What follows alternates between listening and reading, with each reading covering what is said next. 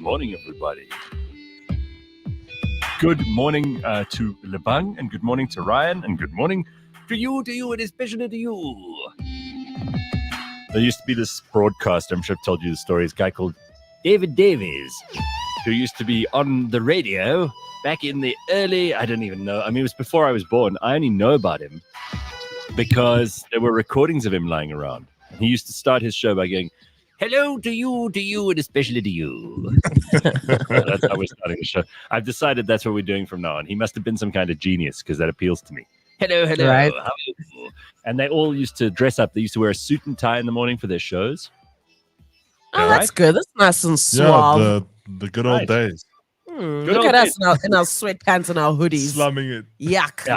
And you'd sit there in a radio studio in the bowels of some building where it was totally soundproofed, and you'd sit there with your microphone like it was some kind of holy device, right? You didn't get too close. You knew exactly how far to sit from the thing, and you had the headphones on at exactly the right volume. And then you'd go, and 5, 4, 3, 2, 1. And they'd play the introduction music, which you go, bum, ba-da-da, or whatever. And then the guy would come on and go, well, good morning. The time is precisely 2 minutes after 6, and we're in Greenwich Mean Time -2, or whatever it is. I know. What is our actual, I know that we call it like Cairo time or Joburg time or whatever. It's the same as in Rome, by the way. Central African time. Right. Yeah. Central African time.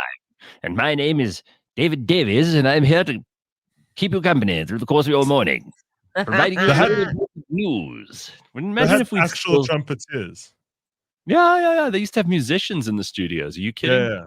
There was no theme music. It was all musicians. Lovely. I think that's so beautiful. That is so good. Like, how much care you must put in your craft to have like a whole freaking band in there, and oh man, that's you had just 3 lovely. sound producers. Yes, All right, that's the energy. You know what I'm doing? I'm canning this whole show. And from next week, we're going to do one show a week with a live band. Sounds everything. good. Live band, and we're going to have someone who wears a tie and jacket for the news in the mornings, and we're going to do the news twice. Someone we'll do it very serious, very serious. Yeah, I kind of miss doing like the news, because we talk about the news, so we bring up stories and we talk about it like human beings. But there was something funny about like someone presenting the news to you.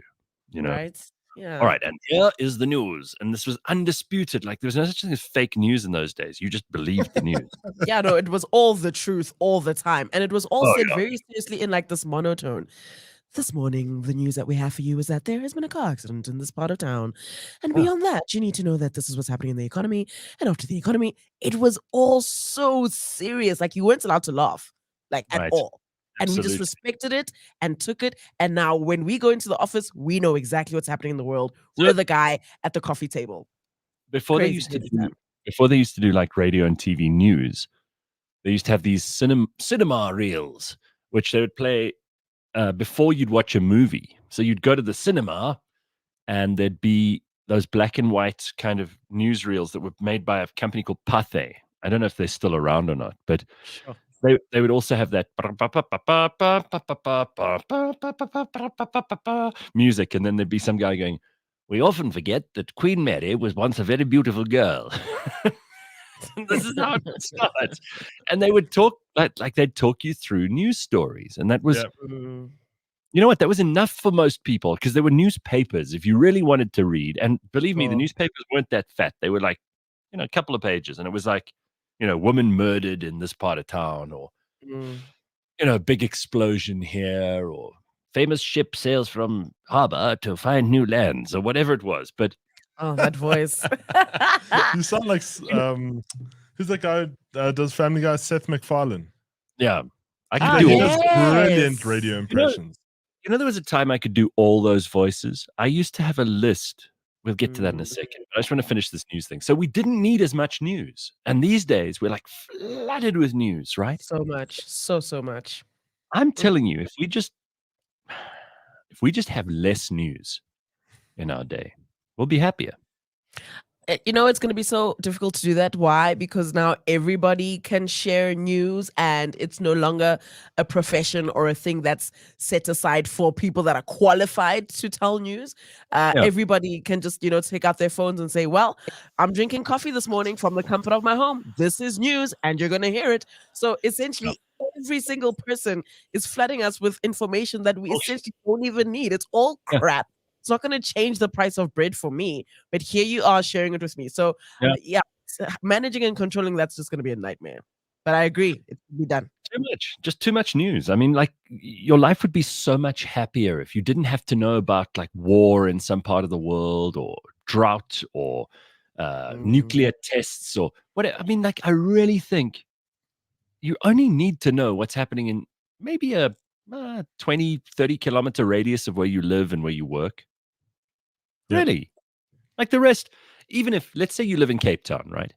And in Joburg, our CBD explodes. No, let's say our CBD explodes like it did in Joburg.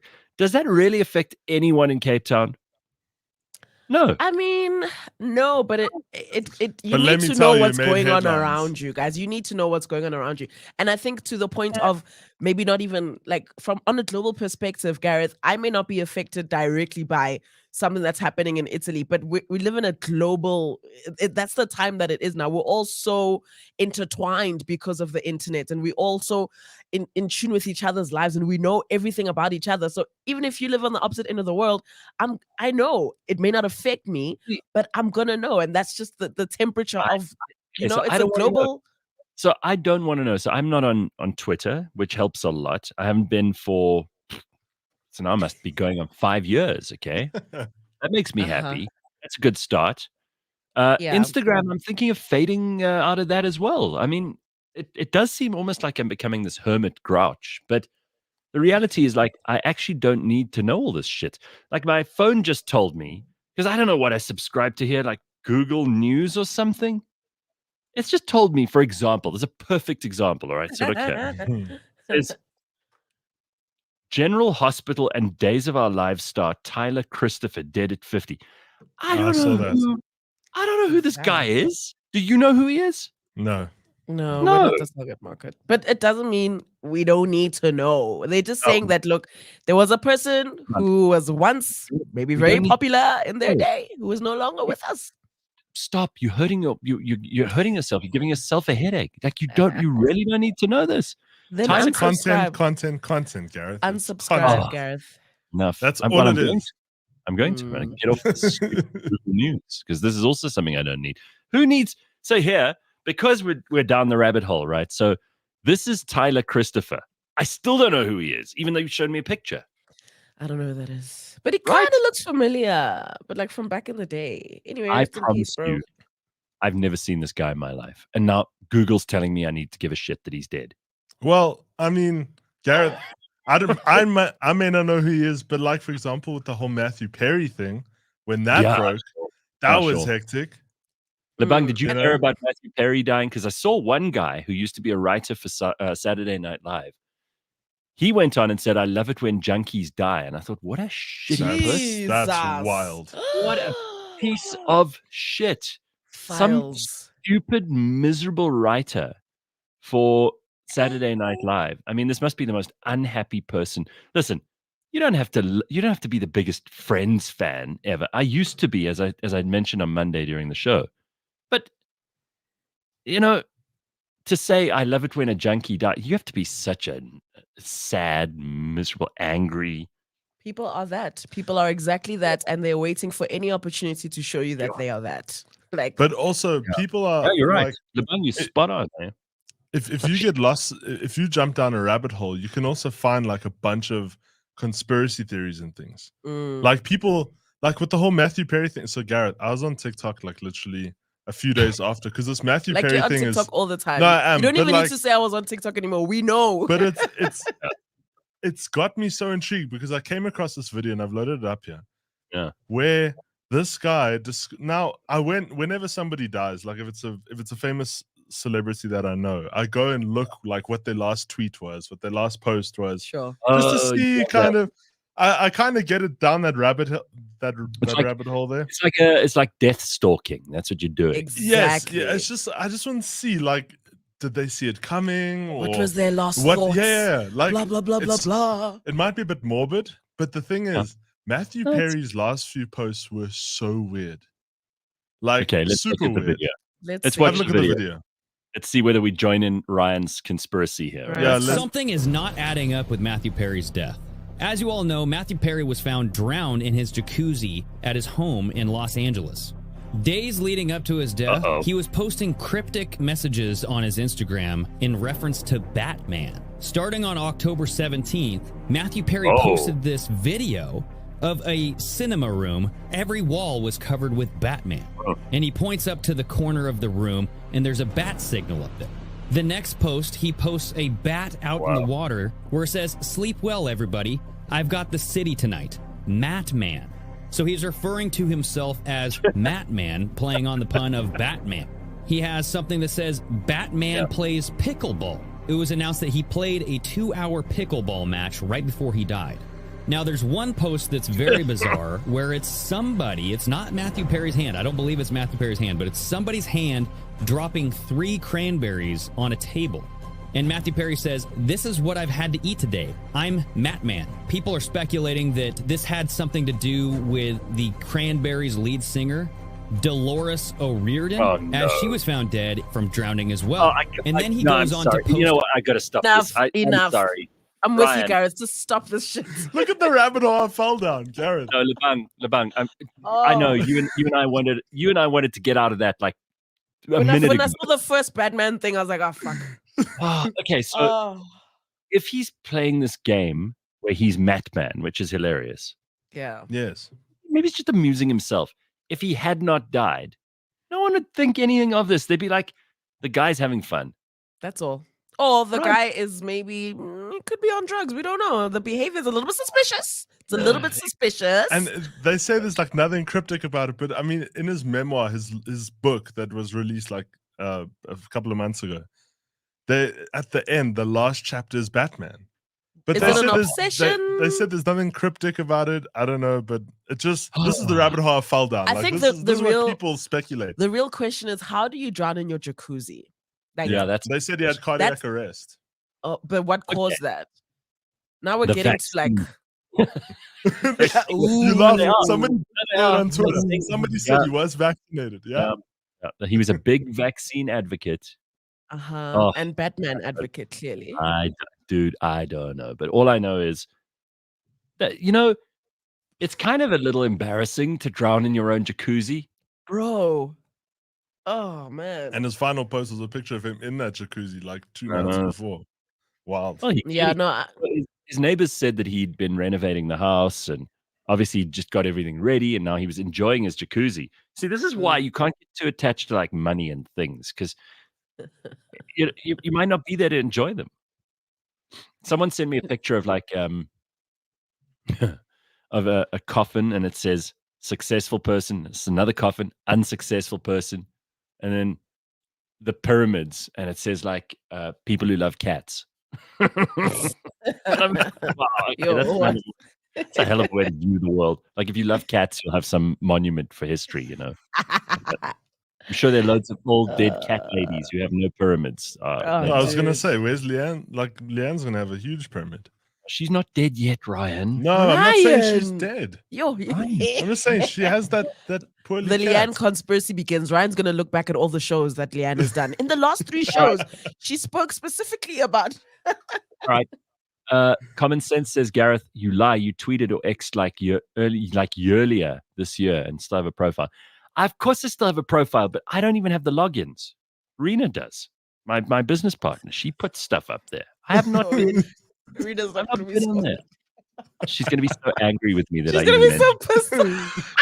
I'm just not going to go into the office today. I don't care. Just like walk past the office. Me. All right. Tracy says, back in the day when you watch the news, everything was news. Now when you watch the news, it's a case of, I heard about that. We're updated throughout the day thanks to social media. Yep. And people don't go very much, you either get people who have like a surface understanding of the stories just so that they don't feel stupid. Or you have people like Ryan who like go down the rabbit hole into Matthew Perry death conspiracies and who go deep. But some of these social media platforms are also trying to put like things in place that make you read the article. So you'll see a caption or a headline and you'll try retweet it or re-exit or repost it, and then the platform will say, are you sure you don't want to read the article first before you just share this? So I think that's good in the sense of us trying to curb that like herd mentality of like, let's just all share, the surface level understanding of what this is. Go deeper, make your own opinion on it, and rather share that. Well, X has now actually, I don't know if you haven't been on Twitter, Gareth, for a little while, but what they've done is now they don't actually show the headline anymore. Elon said that people get too much from just the headline. So what they do is they show the picture and then you can write text above it. So now there's no more headlines on Twitter anymore. But that's confusing as hell. Because now you must write your own captions and share it the own way, because then you're not being baited by a headline. So can I just say that in the old days, if you drowned in the hot tub or the jacuzzi, it was almost definitely a prostitute involved. Oh yeah. Right? And drugs. Definitely, or some sort of abuse of substance. Yeah. Definitely, the 80s. It's so sad that he was just like on his own in the thing, because they suspect no foul play, right? There was no forced entry or any of that shit. Heart attack, drowns in the. Just so sad. Like, at least if he had a hooker there who tried to murder him, it would be a story, Yeah, anyway. it is kind of because especially his character and friends is always like, I'm gonna die alone. Oh, yeah. More of the conspiracy I'm thing. just saying, in the end. Well, I hate to break it to you, but most people die alone. Yeah. And that's just, you've got to make peace with that. Yeah. You're not going to be holding hands with someone and the two of you get taken out by an, Armageddon asteroid at the same time. That this isn't Titanic. Yeah, this isn't Titanic. Exactly. Yeah, you don't get to hold the love of your life's hand until they die. No, yes. This is real life, people. Right. By the time you get a fucking WhatsApp from the hospital. All right, listen. This is what Ryan took a picture of on the way home last night. We had a big event at our offices yesterday, and then Ryan took this picture for me. Guess what? Guess what, everybody? There's the It's that time. Yes, the Christmas tree is up. Mariah Carey has defrosted, y'all. She's up. Hey, and it says Merry Christmas at the bottom. Very important. Not Happy Holidays. It says Merry Christmas. Merry Christmas. That's pretty, man. I'm so sick of them like sanitizing Christmas into other stuff. And I'm not even a Christian, but like call it fucking Christmas, right? It's not Happy Holidays or, whatever else you celebrate. Jingle bells, whatever else they write down there. Merry Christmas. That's what I say to people at Christmas time. I'm like, Merry Christmas. Happy birthday, Jesus. Right. That's what it is. Call it what it is. I think the capitalism side of it is just like, how much money can we get out of these holidays? We need to include everybody. Need to be politically correct. Yeah. And everybody's like, we can't leave out the Muslims and the Buddhists and the Jews and the. Exactly. So we got to include it. Well, how about do you really think that Muslims at Eid are worried about trying to make their holiday everyone else-able? Of course not. You think the Jews, when Yom Kippur rolls around, you think they go, well, we got to come up with some sort of terminology to include the Christians? No. This idea of inclusivity, very good point. This inclusivity bullshit is all it's just Christians who feel bad about the fact that their religion has been so watered down, and that's the truth. Like, they're trying to be everything to everybody, and by doing that, they end up being nothing. And that's not the case for all churches. It's not the case for all Christians, but it is. Christians either, yeah. There's this soft idea in the world that Christianity is this friendly, welcoming, open arms. There are no real rules in our religion. Do whatever you want. That's not the Jesus I was taught about when I was a kid. No, you see that last part, no rules, do whatever you want? Definitely incorrect, and doesn't work like that. And I think it kind of just we're just in a time where everybody wants to do their own thing and praise who they want to praise, believe in what they want to believe in. Right. But it's at a time where the world is so dark, people have lost so much hope. We need it, Gareth. I believe we need it. Even if it is, a washed down version of Christianity that used to really, really work and perhaps things need to change. We need something. There's so much shit going on. In the words of the great Martin Luther King, keep hope alive. That's what we want to do. Keep hope alive. Exactly. All right. So let's take a look at what else is going on in the world. Because now that we've said that news doesn't matter, let's see what's happening in the news. Let's do the news. Exactly. Justin Timberlake has fled to Mexico as online trolls branded him a cheat.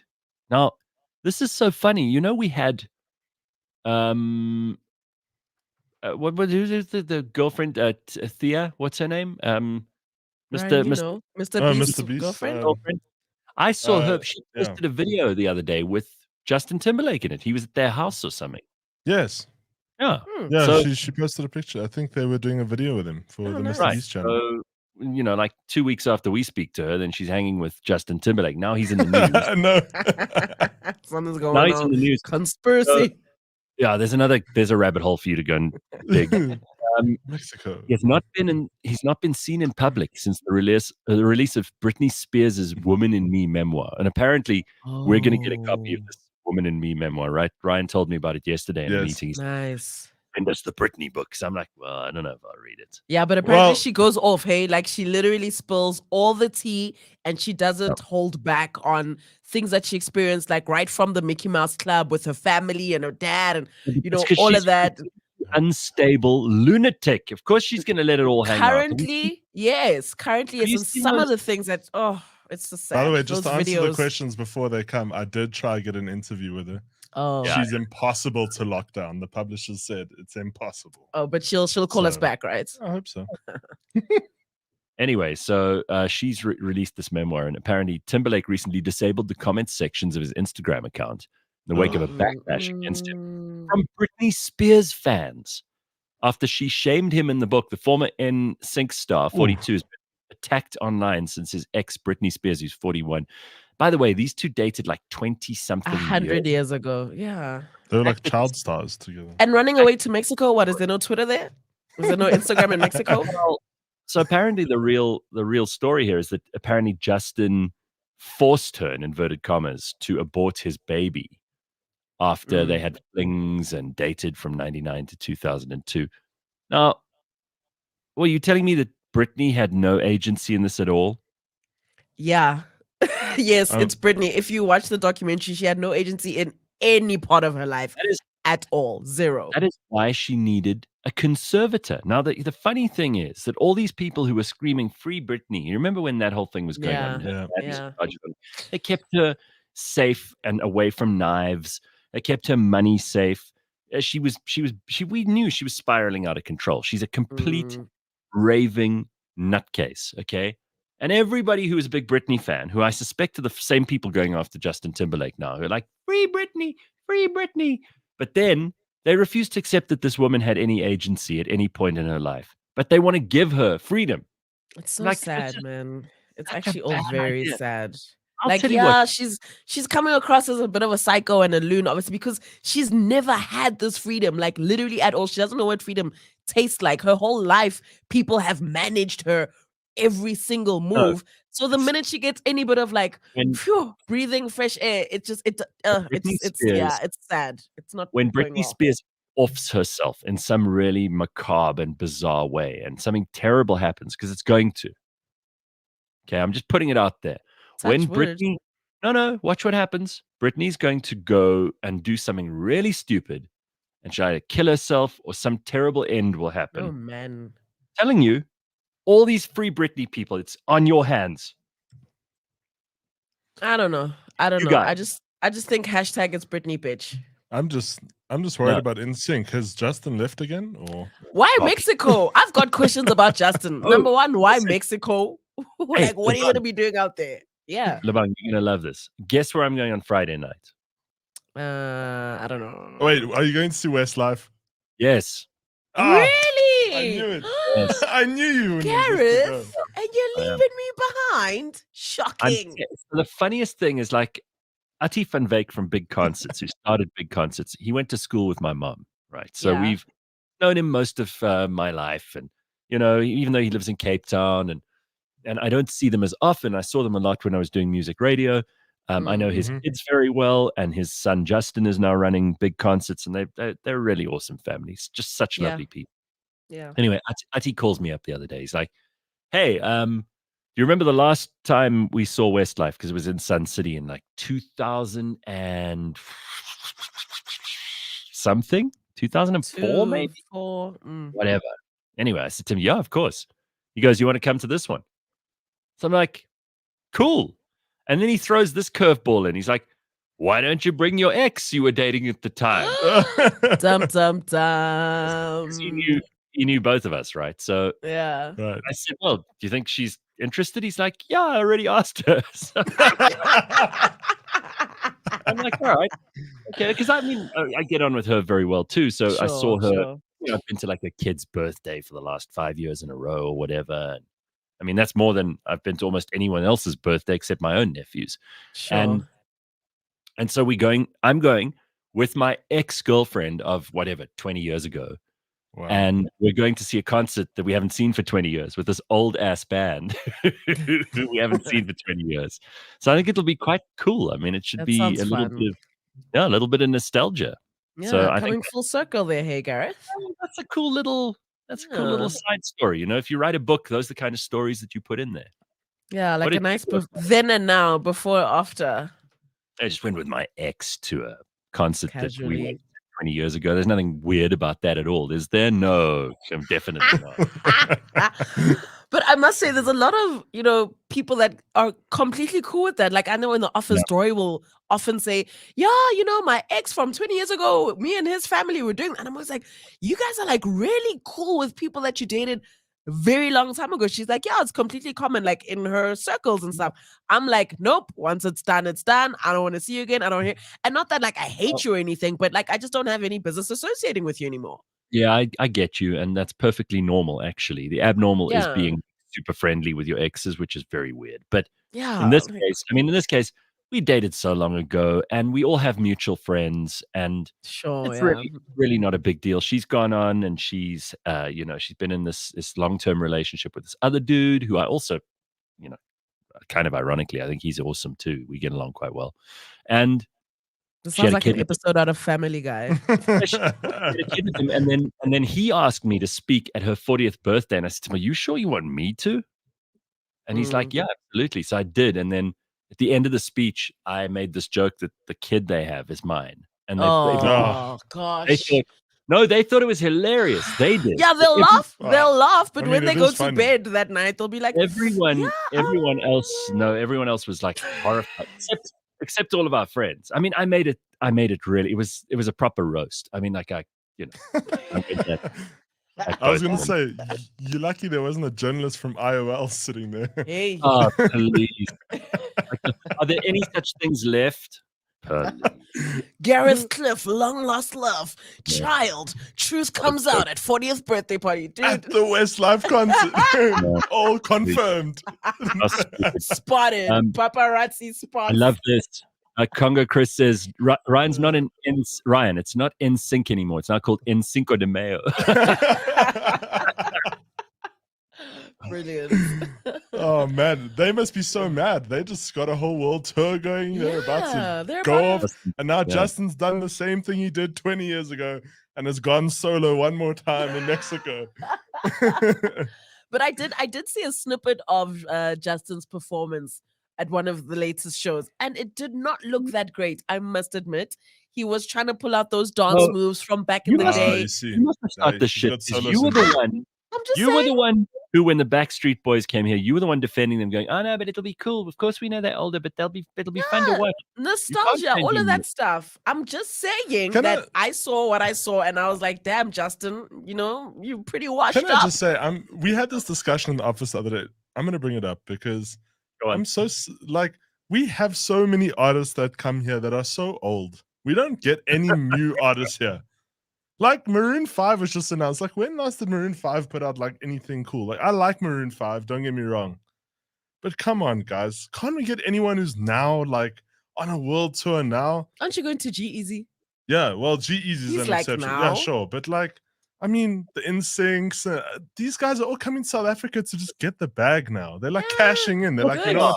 It's retirement time. Good, let them. Again, like I said, it's between that and Dancing with the Stars. Yeah. You accept that you're a washed up artist. Now, how do you capitalize on that? It's literally part of. Lebang was literally going through a bunch of artists the other day, and she was just saying, washed. We were literally going through everybody except for Usher. I mean, Usher is Usher's as old washed. as these guys. He's definitely not washed. He's what Aaron performing said. at the what is he performing at next year? At the halftime show halftime for NFL. the- No one for who's the Super washed Bowl. is gonna get booked to perform at the Super Bowl, bro. Come on. Guys, You would go. You would go to all of those concerts. Don't lie. For damn sure I would. If I knew the guy that started big concerts and he was friends with my mom and they went to school, I would definitely go to all the concerts. I'll tell you what, I would maybe go to. I'd maybe go to Maroon 5. No, I like Maroon 5. Don't get me wrong, but all I'm saying is, I like that band. I think they've got some good songs. This I think it could be has taken Taken its toll toll on me. It's a classic. I know, but why can't these guys come here when they like release something new? Like, why must we Because get them 10 years later? Hello, wake up. We're at the arse end of Africa. Like, it's Number one. hard to go. There's no money here, so they can't do concerts in like anywhere but Cape Town and Joburg, and even those two are stretched at the moment. Like, every time they've ever tried to do a concert anywhere except Joburg and Cape Town, it's been a disaster. Gone to shit, yeah. You know, I'm going to blame Robbie Williams for this because he probably said to everyone, the only reason I couldn't call my world tour sold out was because of a place in South Africa called Durban. You're hectic. Durban stays catching these L's. No, well, then, I mean, that was the one place he didn't sell out, right? So he couldn't call his entire world tour sold. Speak among yourselves. I'm just going to go and blow my nose. It's driving me fucking crazy. You just, Jeez, thank you for that. Thank you for that update, Gareth. We actually needed access to that information so badly. But I don't think it's that bad as far as concerts go. I know Kendrick Lamar's coming in December. Yeah, no, that's that is good. not, and That's he's good. kind of still in his prime. So, No, you know what I'm saying? that's It's not washed. all bad. Who else is coming? Stormzy's coming now for Rocking the Daisies. That's gonna be really great. Has he been here before? Yeah, I he's feel been here like a he's few been here times. before. He's been here a few times. What we Oh, really somebody should be. said OMD's coming here. Dari was telling me about OMD. Who's OMD? It's I actually don't know, but I think it's a band from the 80s. And Oh yes, so yes, we're talking Dari, about it. Dari's going, you know, she does the 80s show here. in She's Placental, definitely so, the target market for something like that. Know what I mean? yes. So it would make sense. Lovely Lady Lee, how much is a Kendrick ticket? It's a lot. It's a lot. You're looking at like minimum 2.5 thousand. So it's a lot of money. But yeah. Yeah, I know. You see, somebody said, I wish Blink-182 would come. Now, you see, now that is a band. That is a band. You see, that That's I not can washed. vouch for. Blink Yes. 182, Green Day. All right. Just like Calm a down. whole. You We're two having getting on this fun, stuff. Gareth. I know. Brian Adams is here next week. Are you I kidding didn't me? know about Yo. that.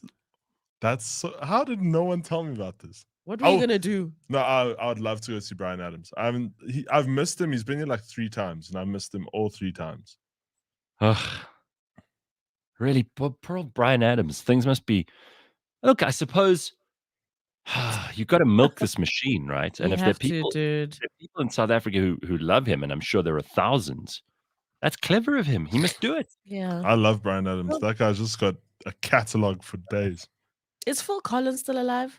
He is, no? Yeah, Yeah, but he's very sick. I So think. addled, hey. I mean, he can hardly. He's a disaster. Poor guy. Oh He's just- man.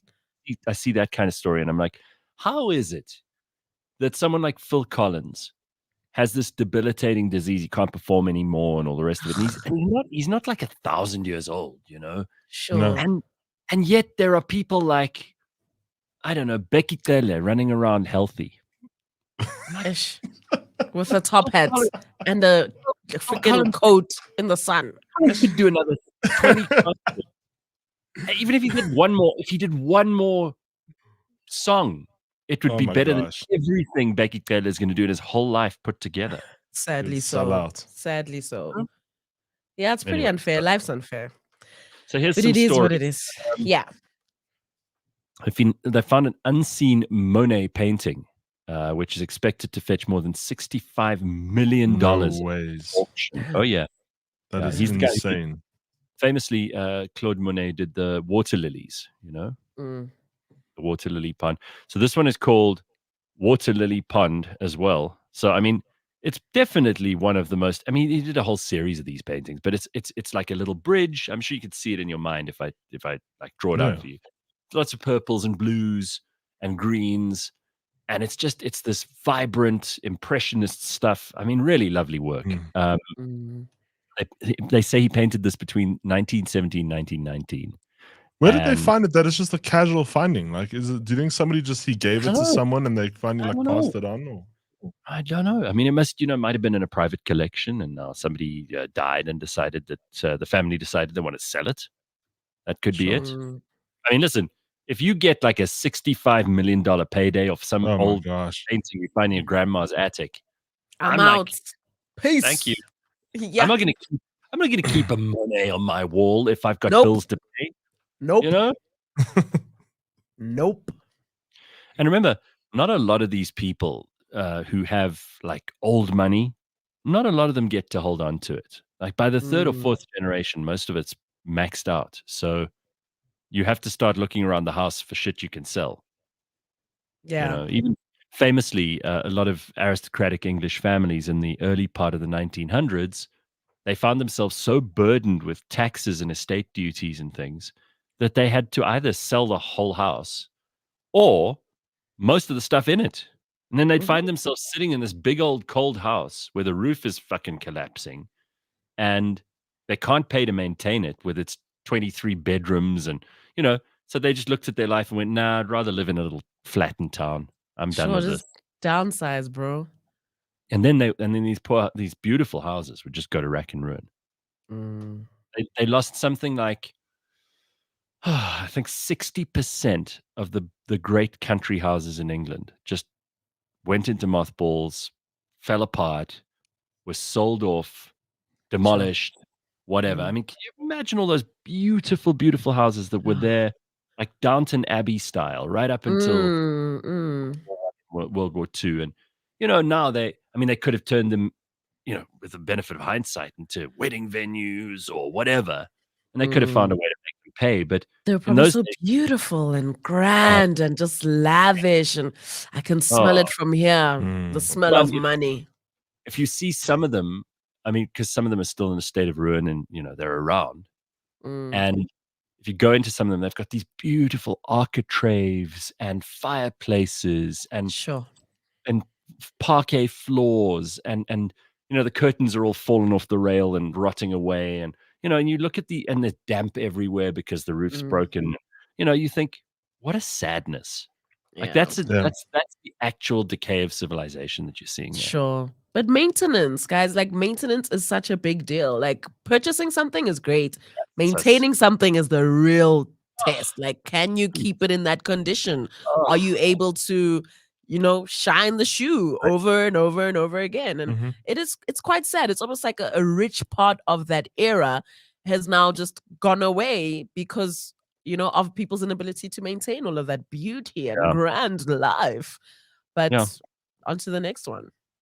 Well, it's also because the government in Britain made all kinds of terrible taxes that, death duties and so on.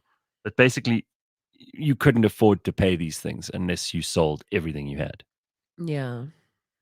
Hey, John Bad Dog says Al Capone's family just recently sold a couple of 100 personal items, big furniture and busts, jewelry and guns. Would you buy an Al Capone artifact? I think that would be quite cool. Nope. No, I don't think so. I'm cool. But there's people out there who would with lots of money. Anthony Medera would. The guy who does Blind History with me. He would buy. He's a big and shark stories. Godfather, mobster fan. He loves those stories. So I think he'd buy like some Al Capone artifacts. Yeah. And by the way, Shark Stories, which is a new series that, by the way, it's a great series. He's been very involved in these amazing nets that actually don't kill sharks. And, they use new technology, Shark Safety Net, I think it's called. I'm not entirely sure. I'll check with him. But it's an incredible thing that they're doing to try and save sharks in Southern Africa because we've basically been wiping them out. And he's so passionate about this. And he's done a series with really awesome people who know the most about sharks you can imagine. And we'll obviously have that on cliffcentral.com. So go and take a look as soon as it's ready. It's awesome. Phil Collins' Spirit is somewhere in the air tonight. Jeez. Sonele. Sonele. I always feel like I'm watching a Tarzan movie whenever I hear some of his songs. Really? Yeah, because I mean, he did the whole soundtrack for them. Hey, Sure. listen, What a can we what just a classic, gent. can we just talk about Dr. Matthew, because we've done it every day Oh. this week. Oh, the I know last you don't time- want to give him more airtime, but it's you the last know I don't time. want to give him any more airtime. Like he's everywhere. Last Do we have to? yes. Yeah. Last Okay, time. can I go blow my nose and No. be right Yeah, back? go for it. Go for it. Go for it. So Dr. Matthew is scot-free. Yeah. He's not going to be charged. He's a free man. He's done nothing wrong according to his lawyer. There's this weird video, Ryan, of his lawyer Yes. rubbing his head. How weird is it? Okay, take a look at this. This is bizarre. And I'll describe it to those people who are listening on audio, right? Take a listen. Please, it's happening right now. Guys. He's standing there and the lawyer is rubbing his head, like giving him a head massage. Very bizarre. It's so weird. Like firstly, I just want to say he got off scot-free because they said he technically did nothing wrong. Pretending, what did he say? Something like along the lines of pretending isn't a crime. Oh, Because he well, didn't technically treat anyone.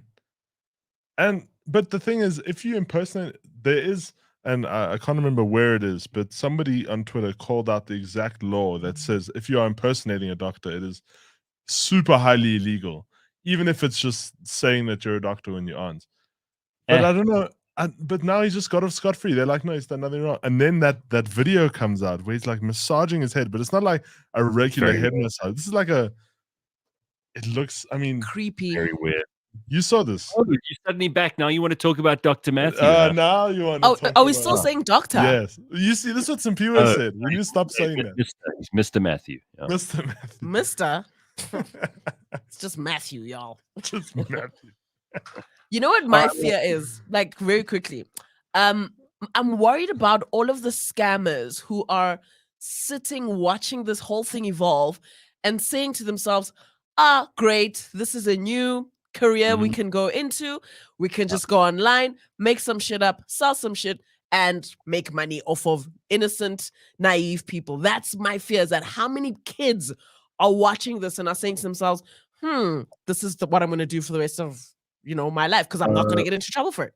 How many know other what- doctors are we going to come across? No, this is because Lebang is always caught out by scams. So she's Yeah, terrified. this is my worry. It's my concern. I'm worried. People are going to sit and say, yeah, good shot. He didn't get caught. Well, he got caught. He just didn't get arrested. Apparently lying is not a crime. Okay. Then people are just going to do this. And we just need to accept that. As a society, this is what we're accepting.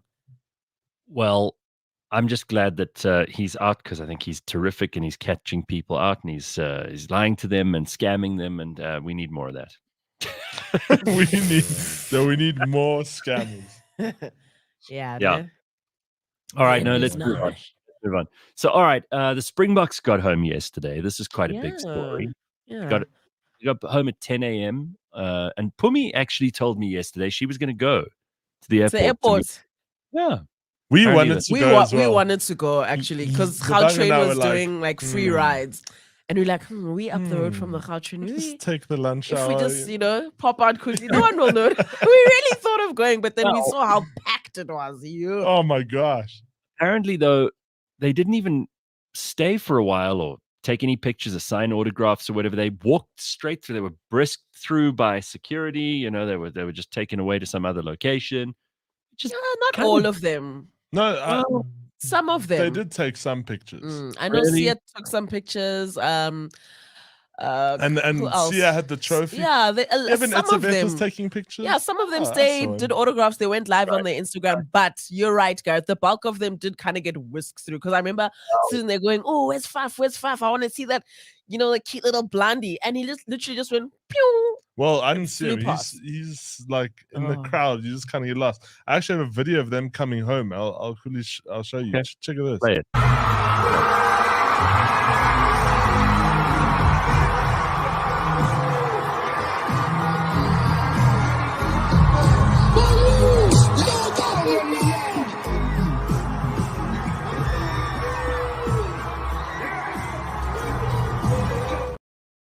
Yeah. Right. What a And then vibe. also, what Ah, a that looks good. that is one of the best things about that airport is that you've got that huge big atrium with all like 3 levels. I've often Sure. walked past there and pictured the scene that we've just shown you now. Yeah. Yeah. You wheel your Yeah. sort of suitcase past there and you think, Jesus, this place must heave when like Can you, our ima- teams come home and they've won. Amazing. Sure. can you imagine how much money they made off parking yesterday? Dude, 10 a.m. on a Tuesday. My thing is like, aren't people at work? Yeah, what How do are people not at work? Are Is this those a all reflection of the entrepreneurs? economy? Is this a reflection of the Not- economy? What's happening? You're not fucking around. People, there's so many people just seemingly have time to do all these things, Dude, right? right? I was like, yo, damn, hey, y'all have time.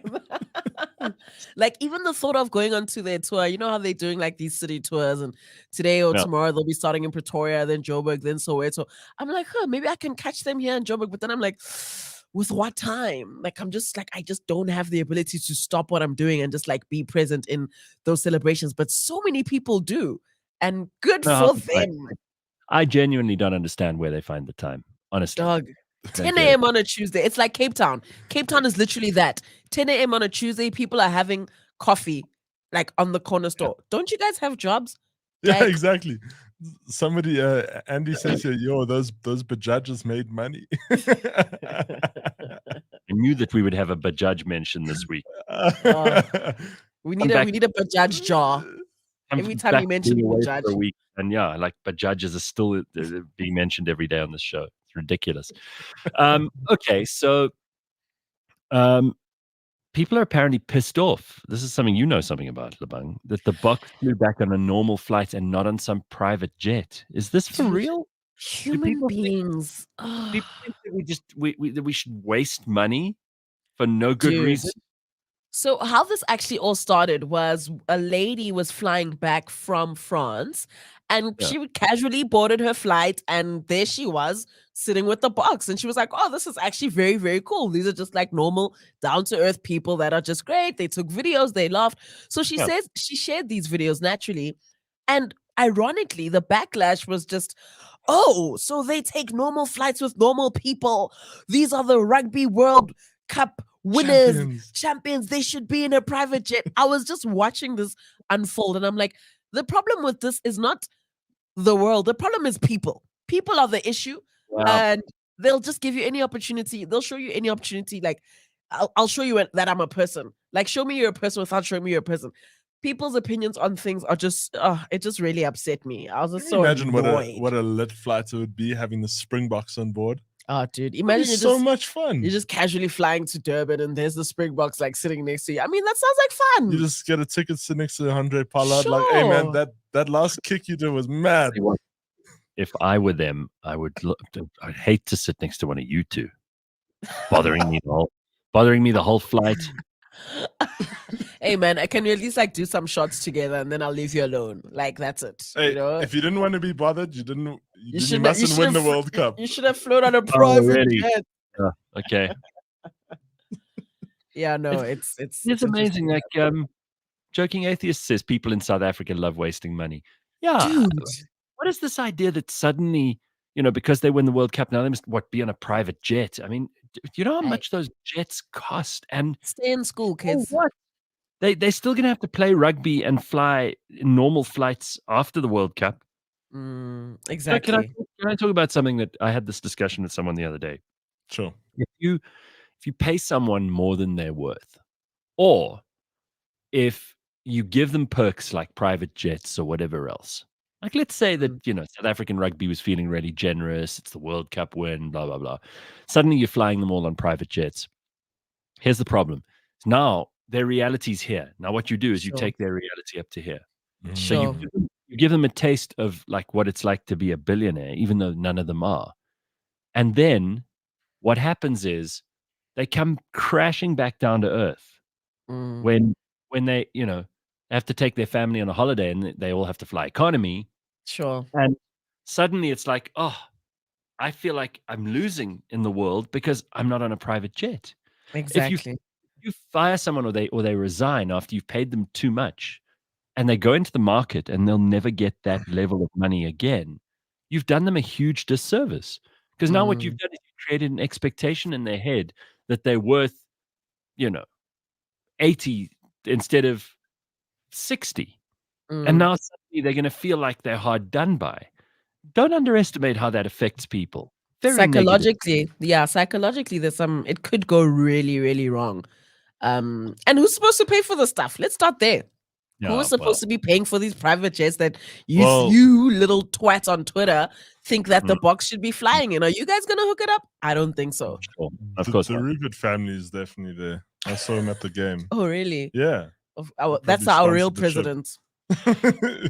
Well, I mean, he doesn't even live in South Africa most of the year, and he his business interests in South Africa are like 1/10 of his business interests anywhere else in the world. So please, let's not convince ourselves that Johan Rupert is some like Machiavellian who's sitting there controlling things.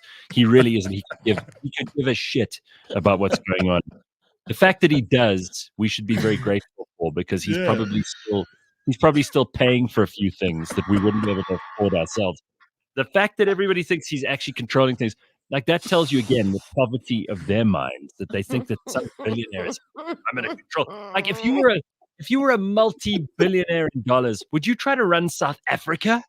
Are you kidding me? Like, what kind of brain virus? Not with this government. It's too expensive. If I had billions of dollars, would I be trying to run the country? Are you kidding me? That would be the worst job available. You have to suddenly have to do service delivery. Can you imagine having Johan Rupert's like, well, I've got billions of dollars. I don't know what to do with them. So instead of doing all the cool things that he does do, like watch golf all over the world, play golf, and then the what are those awards that they do in Monaco every year? Those big sports awards that he started and everything. Instead of doing that, I'll go and get involved in like providing water and electricity to informal settlements. Yeah, that'll be a fun thing to do. No, of course not. And the fact that any rich people do that stuff, and I do know some who do, is to their credit. Typical of us, because we're stupid, that we would try to attribute stupid to other people. Speaking of stupid, Gareth, do you remember the Summer Awards? That's it, the Laureus Awards. That's what they're called. Thank you, Dave. Tracy. Do I remember the what awards? The Summer Awards, South African Music Awards. You know the Summers, right? Oh, the Summers. Oh, yeah. Summers, yes. Yes. Did you see the absolute mess that has become of those? Oh my gosh! Like, please tell Gareth. So I'm just going to summarize because you weren't here. So they pretty much you're going to hate this so much. They moved the Summers to KZN. They had this whole new plan where, tourism was going to go up, blah, blah, blah. Everything's going to be great. Entertainment, they're going to pump money into the city. Cool story, bro, on paper. So the Summers are run by Risa. So Risa says to KZN, listen, we only need like 8 million to pull this off. Can you guys help out? And then KZN goes, sure. You know what? We're not going to give you 8. We're going to give you 28. Take 28. Take 28 mil and host your Summer Awards. For whatever reason, somebody decided that this was good information to share publicly and say, hey, world. Put on Twitter. on Twitter, release statements, say, hey, guys, whoop, whoop, we're excited for the Summers. We're so excited we're putting 28 million into them. The community, the umpagati of KZN said, you're doing what? When our beaches are like, what? Yeah. And the floods are like, what? Within literally 2 days, the Summer Awards got cancelled. Literally within 2 days. They were like, we've thought long and hard about it. And no, sorry. They cancelling the whole Summer Awards.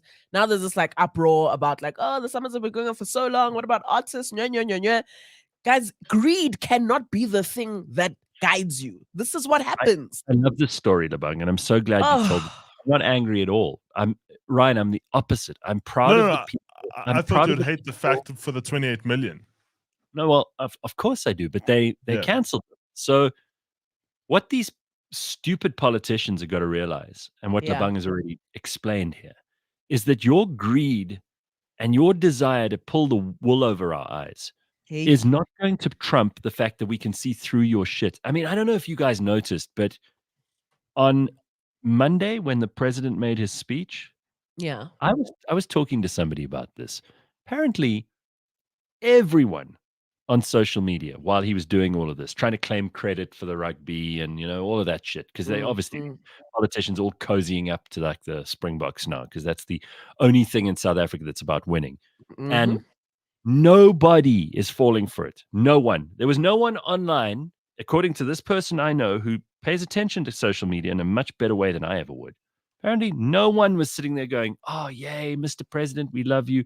Not one. They were all going, "Get off. This is not your victory. You're not allowed to Yeah. celebrate. We don't like you.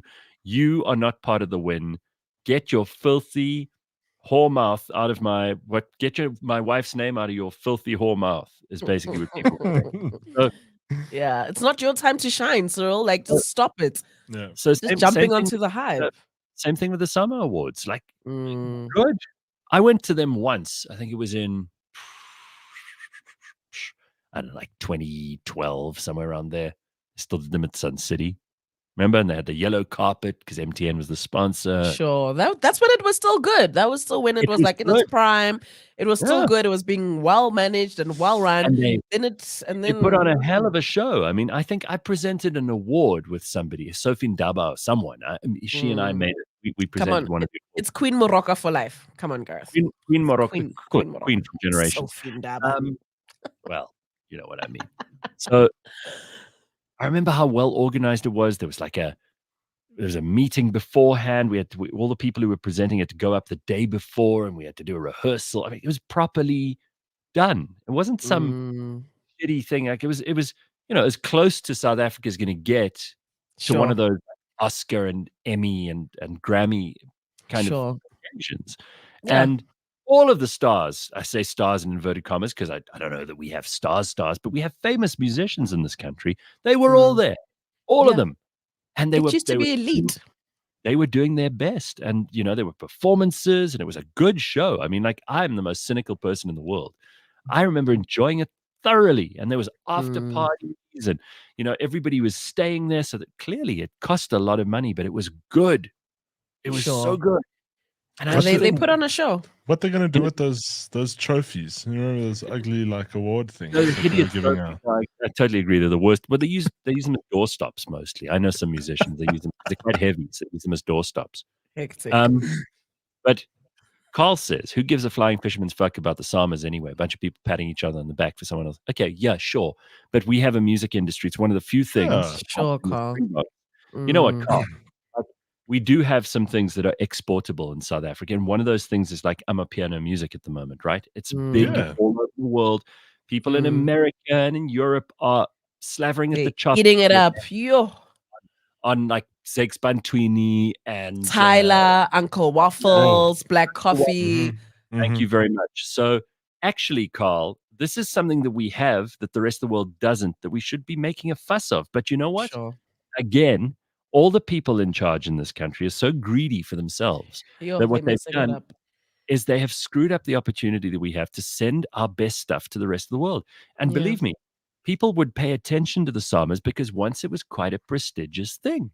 Now it's obviously not. So I hear you. But it's not money that, this money wouldn't have gone anywhere else. It's like when people complain about tobacco. And I say, well, since you banned tobacco advertising, guess what? Most of the big events that we used to have in this country, they either had to find new sponsors and some of them couldn't, or they just canceled them. They just canceled the events, Let me tell you, I'd still rather have some of those events and a couple of people who just can't stop smoking, dying of cancer. That's their business. But the fact that they canceled all of that is stupid. And I can tell you another thing.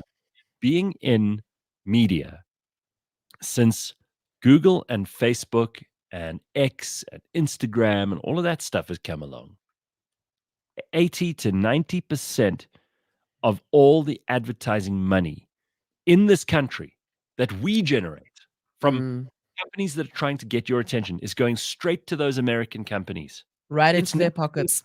It's not being spent here. So, Carl, rather let's do a Sama Awards and make it really good. And let's take some of that money from, the MTNs or the big banks or whoever else and actually invest it in a South African product that we can be proud of, rather than just handing it over to Google and Meta. And, what the hell are you make Zuckerberg and Google rich? What for? Sure. That money doesn't stay in South Africa. It goes away straight out of the country immediately. Instantly. Please, let's not like knock South Africa when we are good at something and we can export it and we can make a fuss of it. I would love to see a bunch of these corporations start spending their money again on South African products. That's why everything's been hollowed out. We don't make any effort with our local stuff because it's so much easier to just swipe your credit card if you're a big corporation and buy a bunch of Google ad, search terms and whatever else. Just ticking boxes. Sure. Right. I mean, it's very, very sad. So I think, there's possibly a better conversation to be having about this. And Carl's defending himself. He says, I'm not saying we don't make good music. I listened to Peacock by Uncle Waffles on my way to gym this morning, but I don't see why we need awards. Just do your work and get your blowjob at home. Yes, but you know what? This is an opportunity to show our shit off. Exactly. And we own these products. Like if it's the South African Music Awards, we own these products and we're pretty much putting our artists, we're giving them the pedestal that they deserve. We're putting them up there. It's our talent. We're not waiting for international people to like them first before we like them. That's like saying, well, we don't need a World Cup of rugby. Let's just play, provincial rugby. Yeah. Kicked after a Free State Western Cape game. Come on. Respect the arts, bro. Right. Anyway, Congo Chris agrees with Carl. Award shows are bullshit. That's why nobody watches them anymore. I agree with that. I don't watch award shows. But I will tell you that unless we have products that we can actually sell in South Africa and outside of South Africa, and sometimes these award shows are the best place that we can show these things off. I agree with you that America has the opposite problem. It's doing a whole lot of look at us, but their products are shitty. Yeah, our products are so good. South Africans are so talented. If you think about sports, in every single sport in the past week, we've killed everybody. It's not just rugby. If you look at music right now, the whole world has their eyes on South Africa because they're watching us. We're exporting such crisp talent, but we ourselves as a nation aren't investing in ourselves. It's our government. Yeah, it's definitely the leadership. I don't even like the word leadership because there's no leadership happening. No, it's not leadership. So let's wrap it up on that note because we've got an awesome discussion I had with Tol A Mo coming up next.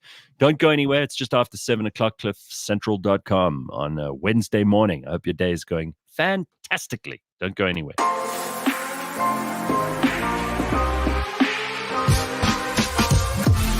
I have a few stories. Maybe some of them you've heard, some of them you haven't heard before. But there are a few cars around the world which are supposedly haunted. And I think too, staying in South Africa and ghosts. So I don't know if you ever heard about the Renault in Cape Town, which is haunted or supposedly haunted. No. So the story goes like this. In the year 2004, essentially this family were hosting a little bit of a dinner party with some friends.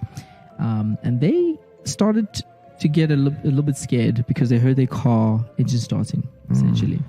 So they got a bit creeped out by the fact that this was happening. The whole family was there. So why was the car sort of making noises by themselves? So thought it was intruders. It is South Africa. But when they went to go inspect the car, they found no keys in the ignition and the handbrake engaged. So the family was like, what's going on here? Why is the car making noises and stuff? Eventually police come and inspect the car. And there's now 9 people at the scene of this.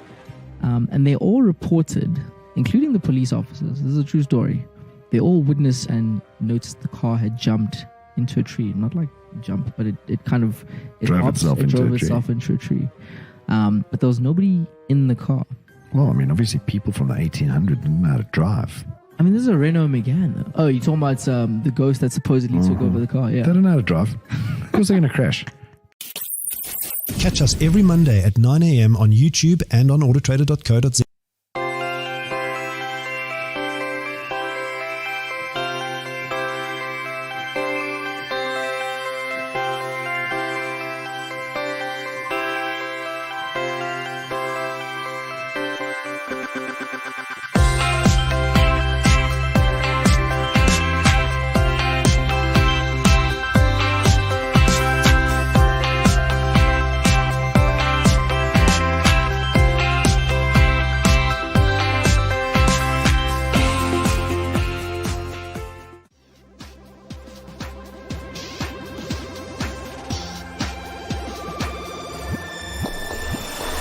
It's the decade that just won't go away, mainly because we won't let it. It's That 80s Show, the show that taste forgot. Every Friday, Paolo and Dory remember the 80s. movies, music, fashion, wham, beachies, and the half. If it was acceptable in the 80s, it will get you cancelled today. That 80s Show. New episode every Friday, live or as a podcast on cliffcentral.com.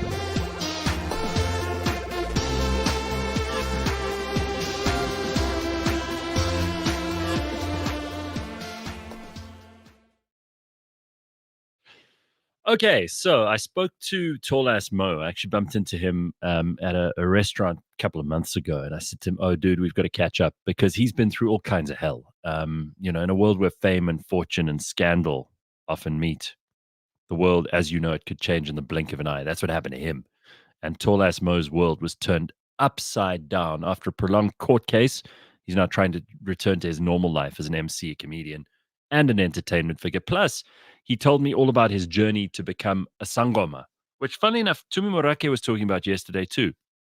There are a lot of people going back to their roots here. And I think it's interesting that that's happening. It's like people are trying to find meaning and purpose because the modern world is not giving them that feeling. And they may be going and digging deep into who they are and who they want to be. And I think that's fascinating. It's certainly part of the discussion I had with Tol A Mo, and I think you'll enjoy this. I love talking to this guy. He strikes me as being a really good heart.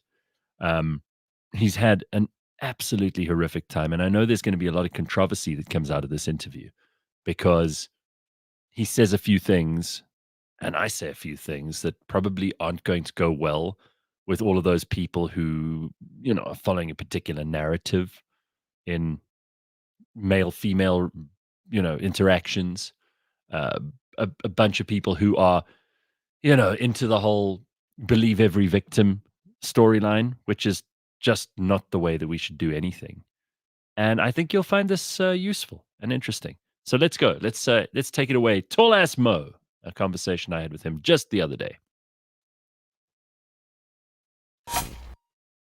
He says in his own publicity, I love this, so I'm going to read it as it's written here. Comedian, absolutely. MC, absolutely. Presenter, definitely. Voiceover artist, par excellence. Hype man. I like that that's in the biog too. Entertainer, entrepreneur, copywriter, and reality TV star. He is Mongezi Mahlangu, but we know him better as Tol A Mo. Come on with it. Snap those fingers. Oh, not flavor. How are you, my friend? I'm good. Thank you for having me, Gareth. I'm very happy to see you. We actually said we were going to do this, 3-4 months ago? Yes, yeah. And I know I'm going to blame the producers. Yeah, let's blame them, bro. It was shit them. Scheduling. Definite shit scheduling, but it's okay. Finally, we made it, my bro. It's nice to see you. It's good to see you too, man. Last time I was with you, when I was working with you, I was actually working for Cliff Central, if I'm not mistaken. Did we pay you? Yeah, you did very well, actually. Wow. You paid me very well. Man, I have no recollection. I will tell people now in my biography, I will tell people once paid Tol A Mo. Then he moved me over to Touch. Oh, I remember that. Okay, yeah, very good. good. Myself, Tim Modise, and Nomzamo. We had our own radio show with Touch. I mean, those are good names, right? Yeah, those are good names to be with. Yes. Okay, so let's just catch up because you've still been doing all of this stuff too. Yeah. What's been happening? How are you? Like, what's news? I see you very addicted to the coffee. You were very keen to have that coffee. You said that you do at least 4 a day. 4 a day, yeah. But now I'm trying to reduce. At least 2 cups a day is fine for me. If I feel like it's going down a bit, afternoon is very important. It's like rocket fuel. Yeah, it is, bro. It is. It really is. Yeah. But some people need it, and better that than like cocaine. Yeah, no, true. Yeah, because cocaine is way more expensive. No, it's way more expensive, bro. Terrible. You don't get it at every corner shop, All right, fantastic. So basically, now what I'm trying to do is to remove this cancelled culture around my name. This unfollowed but hang on, because culture. you got to forgive me. Like I'm not always involved in. What the gossip on the street is. I was off Twitter in 2015 or so, man, and I haven't been back. Yo, life must be good, eh? Well, it's better. For me, I mean, I've still got the Twitter account. Yeah. I don't have the logins. Good. And so you're just gonna have to explain to me what actually happened there, Yeah. and then we can get into the fun stuff, because I do think Yes. people want to know. And also, I like giving people who I know an opportunity to talk about themselves in a place where they know that they're not going to meet a hostile audience. Yeah. And people actually want to know your story. Yeah, I feel you. So basically, the gist of it is that I was falsely accused of rape in 2019 by like a former ex-model type chick, whatever. Don't want to mention her name. Don't want to give. She's got more than enough airtime of my name. Right. And by the grace of God, I managed to, prove my innocence in the court of law. That was the Paarl Magistrate in Cape Town. And it wasn't just innocence, but then I was vindicated of the charges. And the court found that this whole thing was a fabrication and a lie against my name. That's why now I've got a case of perjury against that person, defamation of character. Good. And I've also got a civil case against the Department of Justice, the Minister of Police. Good. But this must be NPA. costing you an absolute Yeah, fortune. yeah. And it must have cost you a fortune to have just your name cleared. Yes, in 3 years, I spent close to around about 400,000 Rand in lawyer fees. Yeah, Mo, yeah. I don't know the details of any of this, but I'm going to say something controversial that will get me into more trouble than anything you've said so far, because you're just Shit. telling us the truth. Yeah. I think that if you make false allegations against someone, you should be punished to the degree that they would have been punished had they been found guilty. Correct. A lot of people have been advocating for that as well. They've been saying that. I'll explain why I think that, and then we can get back to your story. But Shoot. we have a big problem in this country with gender-based violence. Yes. I think every person is aware of it, because we don't need, the 16 days or any of that stuff to tell us. We're aware of It's it. Everybody every knows. day. It's our sisters, it's our mothers, it's our daughters, it's our friends. Mm-hmm. When a woman or a man makes a false allegation about rape or equates a benign but sexist comment at work Yes. to sexual harassment, what that does is it has the effect of trivializing real gender-based violence. Yes. And putting the spotlight on false and ridiculous stuff. It makes the stories of those women and men going through actual sexual harassment seem silly, Yes. like the issues that the silly people are bringing up. And that doesn't help anybody, Yeah. least of all the actual victims. I mean, I've got 3 daughters. I don't ever want, in God forbid, in any case or any situation where if they were to go and lay a complaint and they'd be like, no, we don't believe you, or it's not enough. Right. You And I know that there are guys who have not believed, and there are lots of people who say always believe the victims. I don't believe the victims is the way to sort justice out here. You must be very, very angry. Yeah, I was extremely pissed off, Gareth. Like, even on all my interviews, like today, this is like the most calmest interview I've been on. I swear to you, like, even my girl was like, yo, just calm down, take it easy. I saw you on a thing called Uncancelled. Yes, they were shot by Graham Swanepoel. Yeah. Right. And I just saw a clip of it, and I was like, wow, Mo is seriously, this can't be part of his comedy routine. Yeah. He's very pissed off. I was extremely pissed off, bro. I was extremely pissed off. And that journalist that was asking me questions was really, really like getting to my skin, trying to put false ideas. You have a right to be angry about this. And South Africa doesn't want me to be. What do you mean when you say South Africa? So who are the people who, despite you having at great personal expense and unbelievable damage to your reputation, trying to get justice on this? Who are these people who want you to continue suffering for something that you, in a court of law, have been found not to have done? Yeah. It's like people that lead like huge feminist organizations, I don't wanna lie. And at the same time, it's like these, how can I say, these bully groups on Twitter of like women who are just angry. I don't know. I can't put my finger on it. Even when I was trying to figure out who was behind this whole allegation and why was it planted on my name, I still don't have answers. I really don't have answers. I've never seen this person ever since we last met in court. I think that the social media narrative is the one that really is destroying my name. Like people that are hung on to, how can I say, what feminists are saying about me. There's no feminist that will ever be happy about any man out there. So You know, it's Look, what it is, man. I'm fighting an endless battle with feminists out there. I have to constantly resist the urge to say mean things about feminists. Yeah. But I do believe that feminism has a lot to answer for. Yes. In terms of how it's ruined, or at least made much more complicated than it needs to be. Mm-hmm.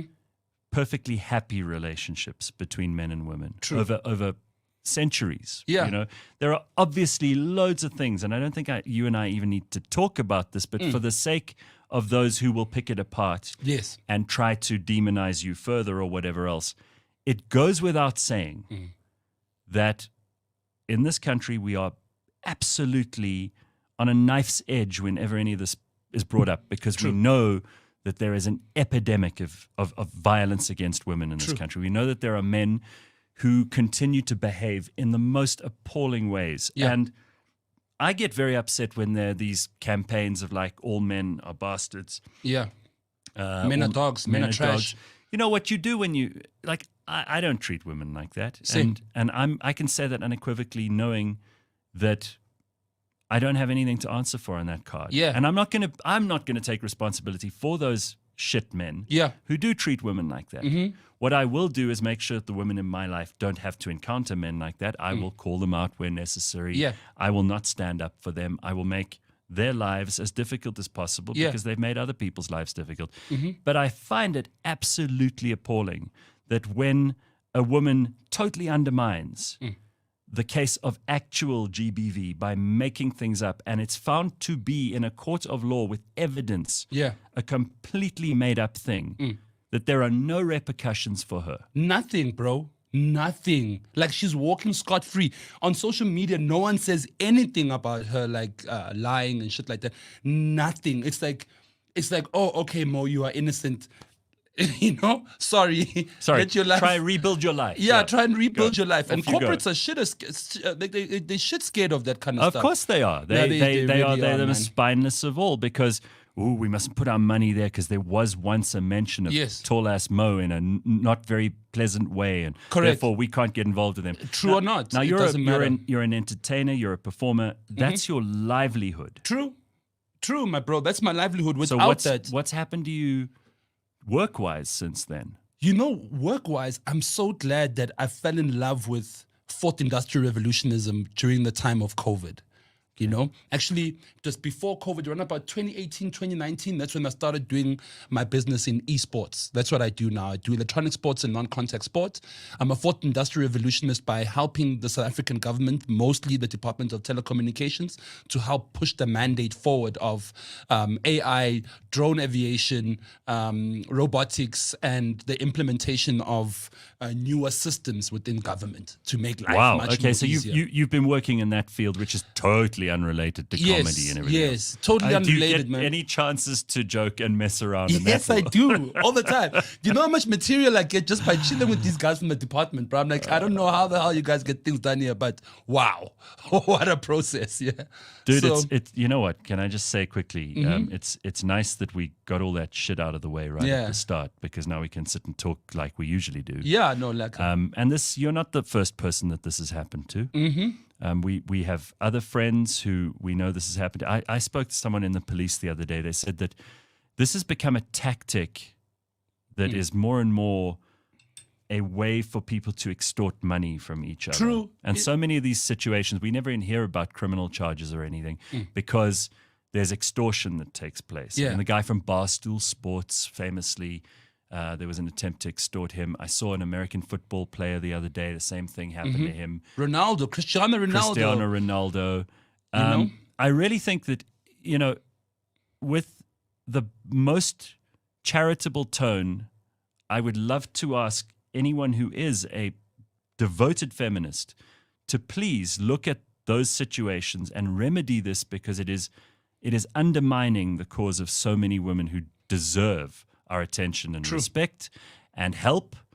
And this is one surefire way to make the whole thing look like a giant smokescreen, because all you need is one or two examples like yours. Yeah.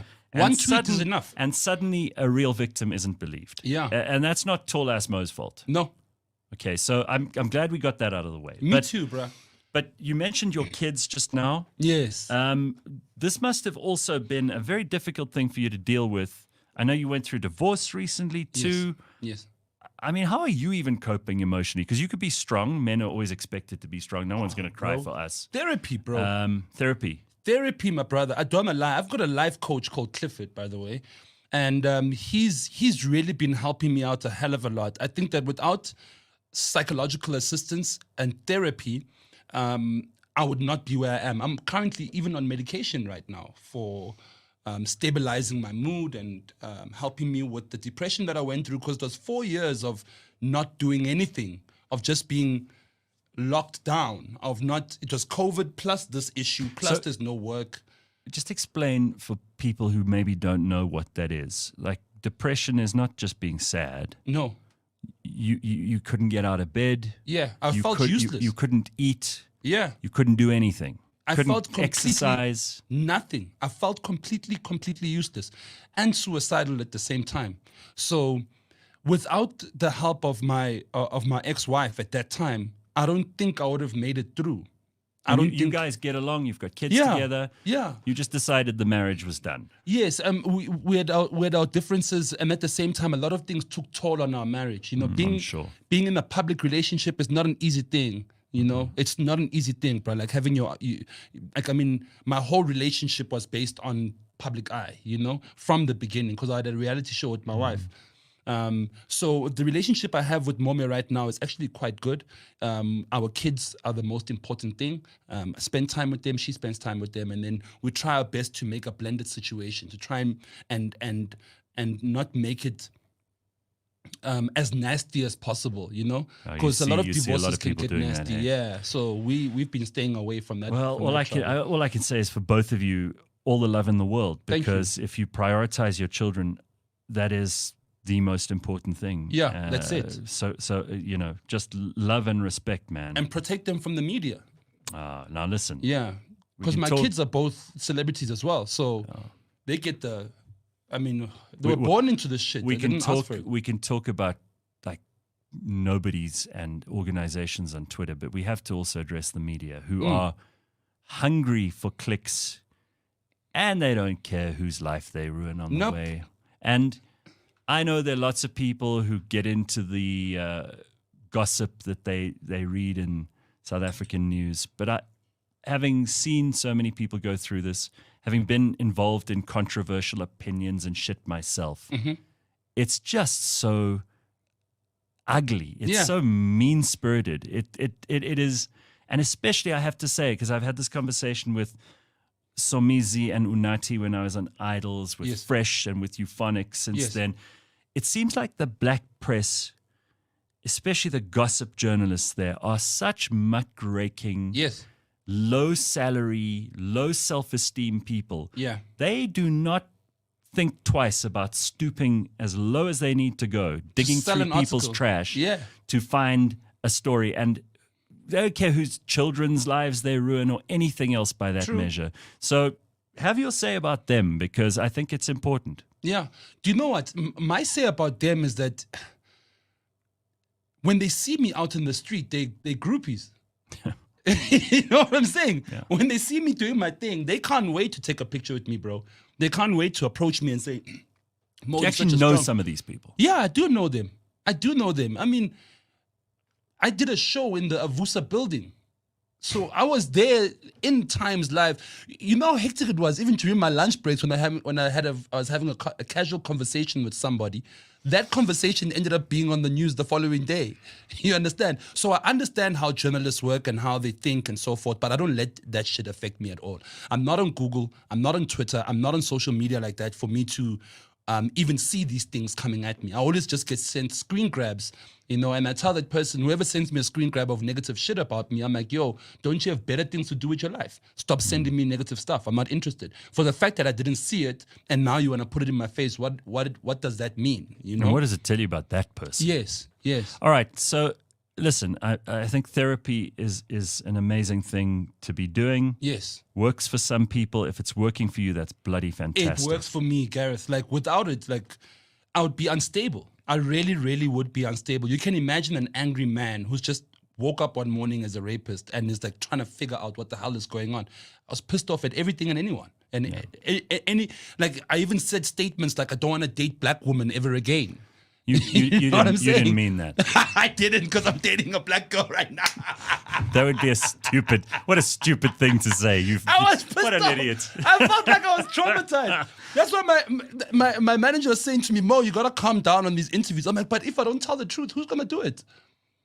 If I don't say it how it is, then who's gonna say it? Because most men are traumatized out there by how women behave, or by the repercussions of being in a relationship with someone. You know, like they know that if I break up with someone, it's either they're gonna accuse me of rape, or I'm an abuser. Break up. I mean, like, I know people who are terrified, men and women, terrified to have a one-night stand with someone who they really get along with, that they're really attracted to, and everything's beautiful.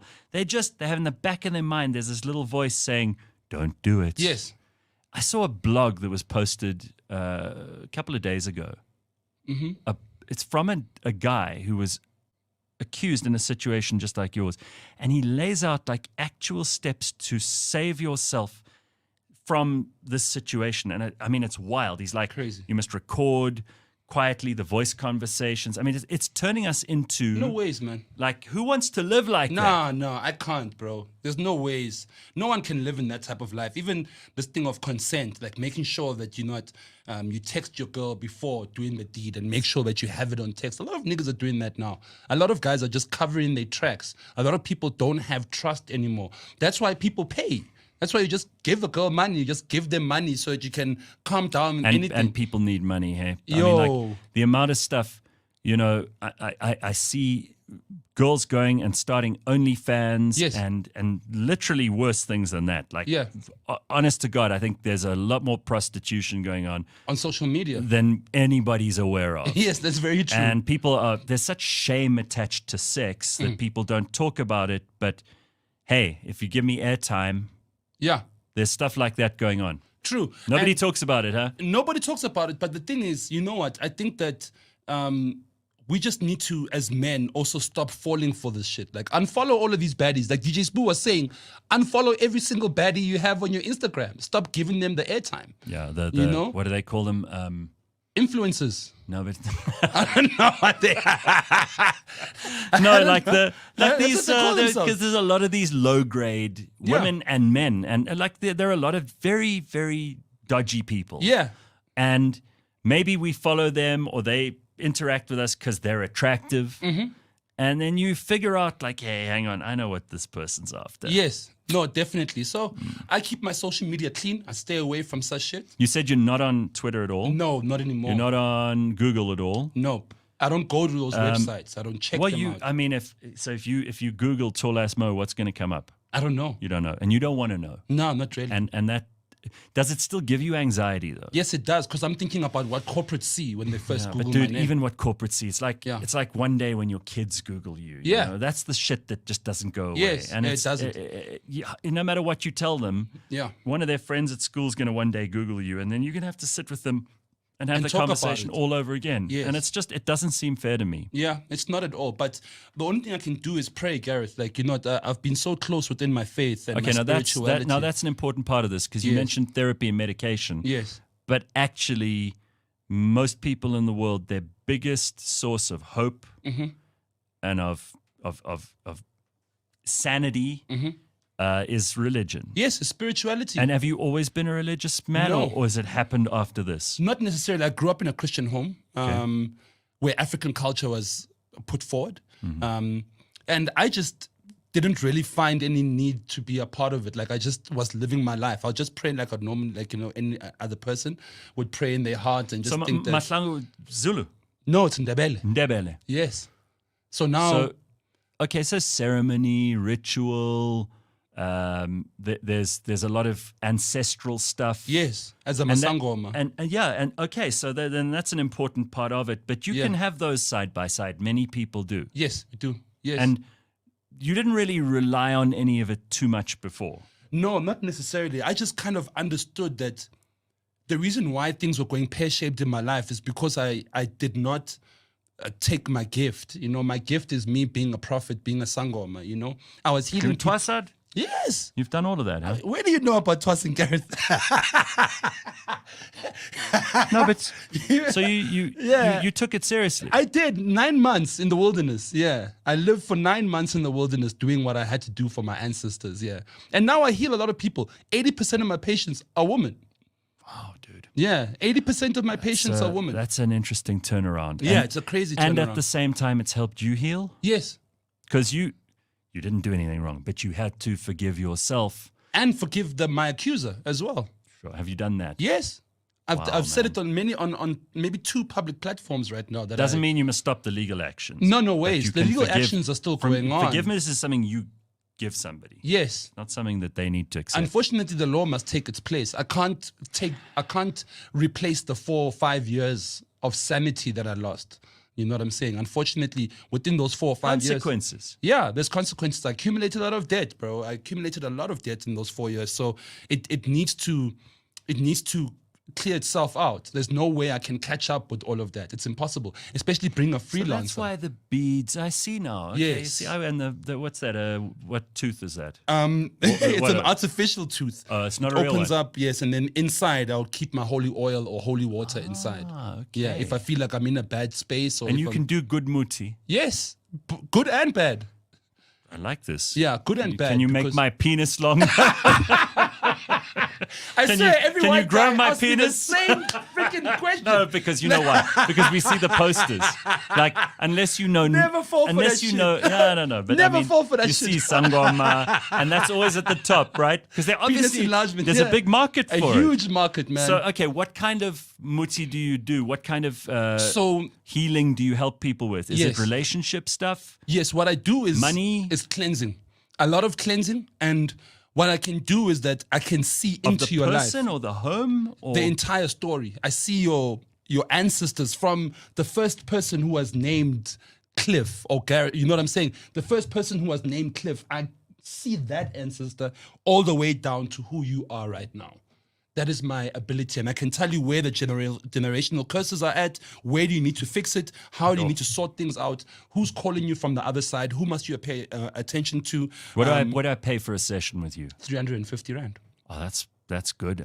Yeah. I'll put my money down. I'm not even kidding. Come I think it would be interesting. Yes, to see your lineage and understand exactly where you come from. I'm really interested in this. I actually have like a family tree that goes back for hundreds of years. Yes. And I would love to just try it out. Like there's no harm in trying. If you'd met me 10 years ago, I would have been ridiculing and mocking and making fun of this. But I have also hopefully got a little bit wiser. And I think this stuff can be really interesting, even if you don't necessarily buy it all. Yeah. Yeah, it's like people who do numerology or people who do crystal healing. And and some astrology. of it's better than other. Yeah. Let's face it. I mean, all Virgos do this, all Pisces. Yes. I don't believe that. But you help people, and if they feel better, that's actually all that matters. And you know what? My patients are a wide variety of people. Black, white, Indian, you name it. You know, a lot of white people going to sangomas. Yeah. Yes, definitely. Because they want to understand and know what's happening. Because a lot of people do put hexes on others. You know? Are there like Gogo Maweni? Yeah, like she's straight up open and honest about her shit. Rather have someone who's like that. She's straight up evil. Yeah, than someone who hides it and acts like they're all good and shit. Then behind your back, would you interact with a proper umtagati like that? Yes, I would. You would, and you would be able to bring the good against their bad. Not necessarily, because don't forget, as a sangoma, you have a choice on which side you fall onto. I have to respect the fact that that person is a sangoma. So what they do with their gift is not for me to judge. I don't have that place to judge. I need to respect that person as someone who has gone through the same process. Okay, what as I'm me. asking is, let's say one of your patients says, what you're doing for me is helping, but Gogo Maweni is like sending me curses. We send it right back. You can counter that. Yeah, we counter it. We send it right back. And unfortunately, it does not go to Gogo Maweni. It goes to the patient who requested it from Gogo Maweni. Exactly. So you are just the conduit and she's just the conduit. Correct. We stay in a neutral space. Unfortunately, that's the way it is. No, it's fortunately. Yeah. It's better to be that way. Yeah, we stay in that neutral Also, you space. don't judge. So someone will come to you and they'll say, Mo, my husband is cheating on me. I need you to help me with this. Yes, I will help them. I will help them. Most of the time, I really prefer if someone, I don't like dealing with patients individually. I like it that you come with your partner, you know, or come with your mother. Then it's a bit of therapy as well. Yes. And couples therapy. That way, there's no funny things. Like if I give you messages or if I tell you what's happening in your life, there's certain things that you might not know as a child. That's why I'll ask your mother and say, yo, listen, there's something that you did A, B, and C on this particular day. What was it and who were you with? Because this is what's causing the problem in your child's life. Do you have to struggle to stay serious during these sessions? Because I know you have Yes, I do, bro. you have a sense of humor. I do. So you will the best sense of humor. So you will get a message from an ancestor or something about, but this person's full of shit because X, Y, and Z. And you have to stop yourself from going, you know what you did. They told me you're full of shit. True. Like there's some of the clients that come in and their ancestors will tell me that this is a bitch. Like tell this woman to stop bitching around. I'm like, yo. Hey, how do I tell this person this shit? You know? So I try. I'm like, yo, sister, you gotta, behave yourself, man. Stop being, all over the place. Is there a thing with sangomas like confidentiality thing? Yes, doctor-patient confidentiality. So that's a real thing. Yes, because we have certificates, and you can't. They can't like call you in a court case and ask you to testify on their behalf. They're not allowed to do that. Nope, they're not allowed against to do the that. rules. No, it's completely against the rules. Yeah, they can't ask me what a patient asked doctor for. privilege. Yeah, and patient psychologist privilege and patient lawyer privilege. Yes, I have to keep it confidential, even if. If you came alone and then the next day you come with your mother, I can't tell your mother what we spoke of previously unless you give me the permission to open up and tell her everything. Because some of the kids don't want their parents to know what they're doing. Can I tell you what? I think you should be charging more. I should be charging more? Because you're also an entertainer, right? Yeah. So even if they don't get healed, they'll still laugh. Yeah, no, they do. And the crazy part you is should be charging at least 500 a session. You know what? My Lozi name is called Mahambehlega, the traveling laughing man. That's the name of my ancestor, yes. It's like, because my ancestor is so respected, he does not want to be called by his name directly. So he gave himself an alias called... You said your what name? My Lozi name. Lozi, your ancestral name. Yes, because he's an elder, so he does not like to be called by his name. So he gave himself an alias called Mahambehlega, the traveling laughing man. Yeah, I think that's great. So are we going to change Tol A Mo to Mahambehlega? I hope so. I do not, because the Tol A Mo is my brand. It's who I am. I think Mahambehlega is more of my alter ego. I love keeping it as that, because when you come to my spiritual space, that's where you meet up with Mahambehlega. And then we do our thing, and I'll help you out. I'll take you to the river, take you to the top of the mountain, take you to the cave, wherever it is that your ancestors. Where are your ancestors from? Gwandebele. Yes, so but then they in the track heart back. of it, They track back all the way to Rhodesia, Zimbabwe. Yeah, right. That's where they're from. Yes, right. So that's where we go all the way back. I'm from. Yes, I think this stuff's amazing, man. Yes, also when you get in touch with your history, because people will talk about this stuff, but they don't actually go to the trouble of figuring it out. Yes, and there's a whole part of your personality and your identity that is caught up in all this stuff. People lose that. They lose a part of themselves. Yes, they do. If you don't, I believe as an African, you need to at least once or twice in your life go and see a spiritual healer. There's so much taboo behind it, because during the apartheid time, we couldn't openly be a sangoma, because they would say that you were a witch doctor or whatever, because of the doctrination that we're unfortunately succumbed to, and they would kill you, they would burn you up. Only now.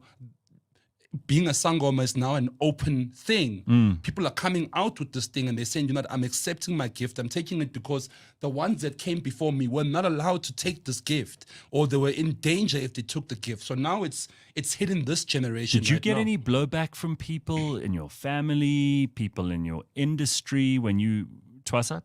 I got blowback from my family, because they were fighting over the ancestor that I'm carrying. So tell me a bit about your other ancestors, because I do think, every generation there's times two. So, if you go back to your great-grandparents, there's 16 of them. Yes.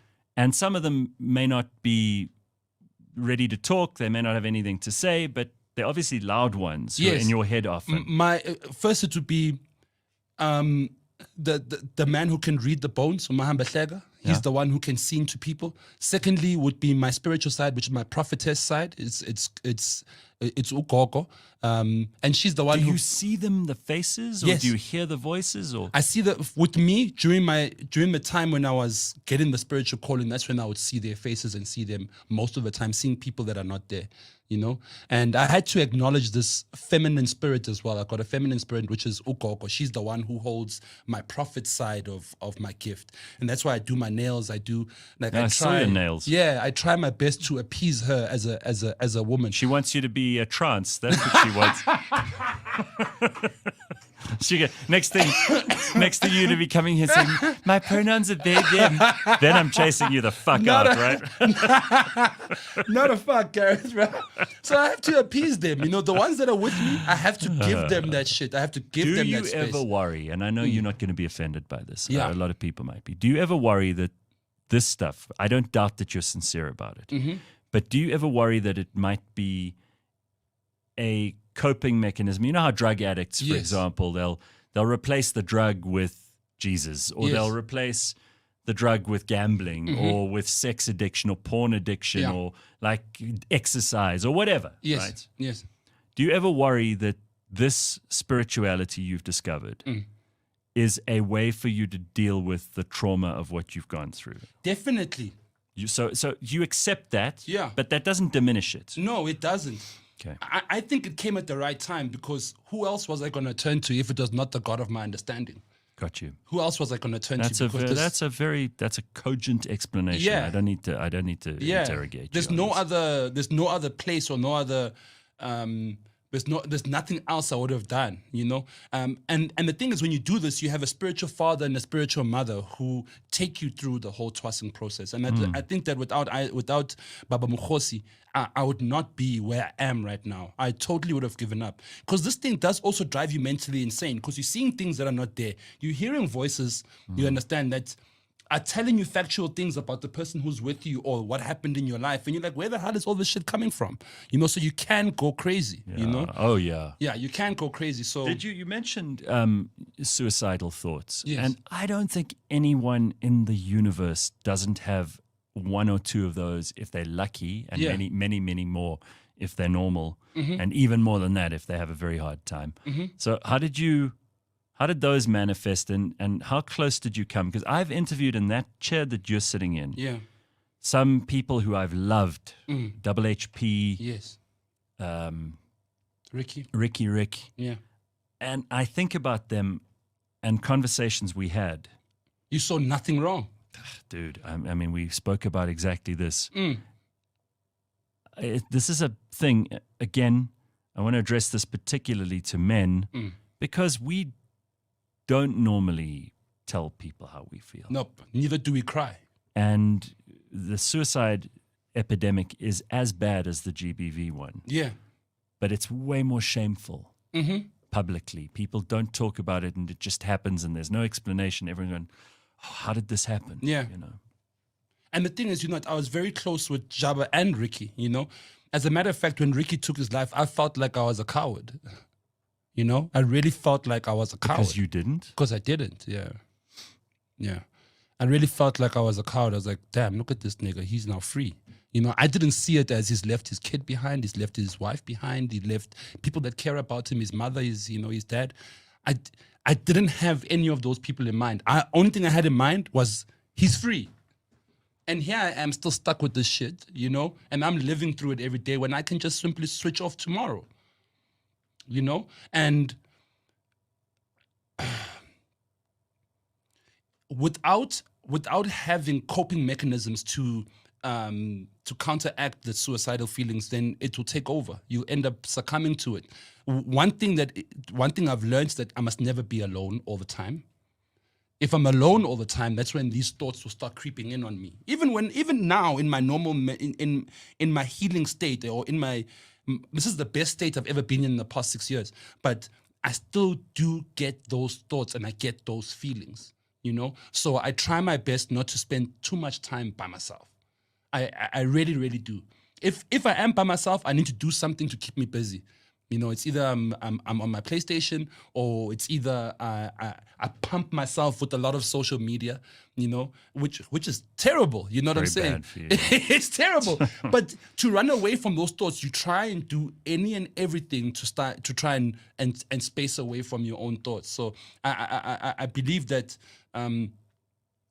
going to therapy is also one of my it's one of my crutches for me to alleviate me feeling that way. I need to be motivated every week, Gareth. Without me being motivated, what am I going to live for next week? You know, that's how that's the position I'm in. You just make sure you fucking tell someone if you too low down and you think you're going to make a bad decision, right? Definitely. Do you know? I think that when I'm in that position, the first person I call is my mother. The first person I call is my mother, because she's the one who Tell me about her. She's such an amazing woman, man. Single mother. She spent most of my life overseas because she was one of the first people to bring McDonald's to South Africa as an operations manager. So she worked overseas for 13 to 14 years, going around the world training, from Chicago, Singapore, New Zealand, you can name it. There's no country where my mom did not get this knowledge, you know, where she did not do her training. And during that time when she was away, was the hardest time of my life, you know, but she always made it sure that, you know, she's doing this for me. You know, she always made sure to let me know that even though she's not around, you know, her presence in my life is felt, you know, because my dad is in jail at that time. He's doing like a couple of years. What was he in for? A bank robbery. He robbed the bank that he was working for. Let me tell you, if you're going to be a criminal, that's a good one. That's a good one. And my dad and I laugh about this shit all the time. You know, he's out now? Yeah, he's out. Oh, thank God. He's out. And when I asked him how much he stole, it's like, it was 10,000 rand. I'm like, nigga. Oh, I take it all back. That's fucking embarrassing. His share was 10,000 rand out of all that money. I'm like, nah, man, it was not worth it. He was the all. Inside guy. Yeah, he was the inside guy. Yeah, he was the messenger for the bank back then. Oh my God. My mom really had not a great relationship with him, you know, and also. Well, that's bound to. Look, even Nelson and Winnie couldn't, you know. It really gave their relationship a tough time. So my mother's also a person of spirituality as well. She also is a prophetess as well. So. Well, it runs in the family. Yes, it runs in the family. And I actually preach at church every Sunday. Like every Sunday, I'm preaching at my church. You don't ever get like Jesus or the ancestors vying for competition in your head. Never. They don't fight with each Never, other. because my prophecy comes first. This. You see the white beads? Yeah. These are the ones that symbolize the fact that I am a Christian. Right. You understand? And then these ones here, the black and red, symbolize the fact that I'm following my But African you got culture. more on that side. Yes, I got more. See, as Jesus, I would be very offended by that. I've got more. I would be like, well, your ass is not coming to heaven. Because this hand needs more caution. My right hand, it needs more caution. Because if I hit you with my left, you're going to heaven. You know what I'm saying? So my mother really, like, she makes sure that my spirituality is always intact. Like, you know, every Sunday she encourages me that, don't forget you have a congregation that you need to face. There's people that need your healing, that need your help. So put your things aside, your feelings aside, and go out there and do what's right, you know? So she's actually an amazing woman. She sounds amazing. She is a very much amazing woman. You know what I'm so tired of? I'm tired of bringing comedians in here and having a psychoanalysis session happen. And I joke about it, and even the audience joke about it. They're like, oh no, another comedian who's going to come and like unburden themselves on the show and everything. But what I love is that comedians, and the reason that happens more often with really funny people, is in order to be funny, they have to be very self-aware. Yes. And many of the funniest people I know are also very depressed. Yeah. So they have to find the humor, and it becomes their most important coping mechanism. So we looked at, the therapy, we looked at the medication, we looked at the twasang and the amatlozi. Yes. We looked at the Christianity. We looked at your family, your mother in this case, your ex-wife, your kids. But another one is a sense of humor. Yeah. I mean, man, and South Africa is a traumatized country. It is. But we have such a good sense of humor. Yes, we do. It takes 2 days after people have died from polony, but we're joking like 2 days later. Even the people who had family, they're like, We got to find a way out, and we're going to have to laugh, right? True. Even with the egg situation right now, a lot of people got sick with the eggs and stuff, but then people are still making jokes out of it. If you need eggs, Simpiwe, who works for us, she's got an uncle. He's got some nkukus. Okay. And they're laying some eggs. So if you need, just let us know. I'll do so. I'll do deal. Olive and plates, at least they still have fresh eggs. So every morning I survive. Just get in front of that mic for me. Thank you. Olives and plates still has some good eggs, I survive. Yeah, I survive. All right. So the sense of humor, I do think, is something that if we put a list of things together, it makes South Africans great. And it's one of the reasons comedy survived COVID, because didn't that fuck everything up as well? Yes, it did. It did. But it was hard to do comedy during COVID time. Online comedy, it was the most difficult thing ever. It was paying well, but it was extremely difficult to do because we take our energy from audiences, you know? And my comedy is based on my life experiences. I don't do jokes. I don't have jokes that I've created. If it didn't happen to me, then it's not a gag. You know, it has to have happened. It has to be about my childhood, my upbringing, my marriage, my life, what's happening right now. You're not like that dude, Minaj, what's his name, who made up all these stories about how, he's had these racist things happen. Turns out none of them happened to him. He was making it all up. This comedian in New York. No ways. No. Silly ass. I can't, I think that even what Richard Pryor said, that the best way to tell a joke or the best sense of humor is through truth. You have to be truthful. And that man had a life and a half. Yeah. And he spoke the truth about his life. When I get on stage now, people expect me to tell jokes about my childhood and how I grew up, but I tell jokes about what's been happening to me now. And I tell them how stupid it is on my side as to feminists attacking me or patients that come to me for different problems and shit like that. That's what I talk about now. That's my life. You know what I'm saying? That's my life, man, bro. I can't talk about anything else but that. I can't wait for like some real arch feminist. One of those ones who's angry all the time. Yes. To come and book an appointment with you. She's not going to like it. And you're going to tell her even your ancestors were nasty. Like, yo, girl, you gotta calm down and find your role, okay? You are a woman, all right? So just respect your culture. I think that if women start respecting their culture more, if we play towards what it really means to be a man or a woman in society, none of this shit will happen. Okay, but that's also a problem because it's now the waters have been muddied. Yes. Because we've had, and none of this is necessarily bad, but we've had an incredible change in society. Mm-hmm. You know, women are well represented in corporate South Africa. In fact, it's very hard to get hired if you're a man, and nobody wants to. Especially a white male. Oh no, they are at the back of the queue. First, white male is the worst shit in this country. Being black helps, but being a black male is not so useful anymore. Also, if you're able-bodied, forget it. Aside there. Like your CV gets to the bottom again. Yes. Then you also, if you're gay, it helps. Yes, but if you're straight, that's going to the bottom. What else is there? You also need to be very woke these days. Because if you have an opinion that's like what you just said, and that's why I want to get into this, it's like the roles of men and women in society. There are traditional roles these have been there for centuries. Yes. This is how it's always been. And now we expect society to change in the space of 1 or 2 generations. Yeah. It's not going to. It's impossible. It's also, impossible. There's genetic memory, there's culture, there's all these things. Now, I would also be, if I were a feminist, I would also be very angry with the way things aren't moving as fast as I'd like them to move.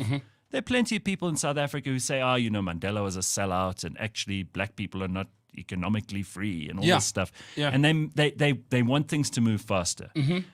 But it doesn't work that way. No, it doesn't. Not in this current situation, Gareth. It doesn't work that way because, you know what, I think that the way the West is moving us forward so fast in terms of culture that we've been playing catch up all this time. But even in the West, they don't know what the hell's going on. Yeah, we're playing catch up to this thing all the time. Americans are wondering about trans bathrooms and trans women in sport and it's crazy. The Chinese and most of us in Africa are looking at this going, what the hell? What are you, insane? It's crazy. And they always have this. Who's that woman? There's this black woman who doesn't give a shit. Are you sure it's a woman? Yes, I'm sure. She doesn't give a shit. I'm trying to think of what her name is. Because people really are drawn to people who don't give a shit at the moment, she which is not always good. Yeah. Because if they don't give a shit, that means they don't care about anybody or about anything. So they'll say stuff that we sometimes like to hear. Yeah. But they might not be the best moral guide. I remember what they asked her. A question came up from the audience. And this one lady said that, what do you say about the transgender pandemic that's been happening in the school, whatever? And she just said, put on a helmet. Oh, And- that's Candace Owens. Oh, Candace Owens. You see, Yeah. I really like that lady because she tells it how it is, you know. Unfortunately, with me in South Africa, I can't do that anymore, guys, because even after my interview with you, they're going to analyze and scrutinize everything that I've said, find the shit parts, and then that's the what? story. Like Don King, Yeah? Mike Tyson's manager, used to say with the hair. Yes, with Remember the hair, him? yes. He said, "Whomsoever wants to come, let him come." Yes. That's Straight what up. your attitude's got to be like. I've taken on all the challenges that the world has thrown at me so far. I'm going to take you on as well. Yeah, no, definitely. So come, but no, I've got my boxing gloves. Yeah, definitely. Because I had to take everything with my arms, you know, folded like this, you know. I couldn't say anything. I was silenced. But you didn't, dude. Yeah. And I'm proud of you. Listen, I can't say we're friends because we don't see each other often enough. I always laugh. I love being around you. You make me happy. I was genuinely pleased to bump into you the other day. Yes. But I have to say how proud I am of you that you stood up for yourself. Yeah, thank you, bro. I don't think, and this goes for anybody who's listening, whether they like what you're saying, whether they like what I'm saying or not, I don't think that the world is going to protect any of us. You have to stand up for yourself. True. Rather get into trouble for the things you actually believe, and rather get into trouble for standing up for yourself, even if it costs you, than fall down like a sheep and let the world abuse you. True. That's what Fresh told me as well. Fresh told me the very same thing. It's like, Mo, because I called him the other day. I'm like, dude, no, I feel like I'm in limbo, bro. Like, I feel like I'm blacklisted, but I'm not. I don't understand what's going on with me, like, in terms of my industry situation. He's like, yo, dude, listen, there's nothing wrong with living below the radar. He's like, he's been living like that for the past couple of years, you know, where the high-end commercial market doesn't want to touch him. He's like, do your own thing. Do your own thing. That way, like, look at you, you're doing your own thing.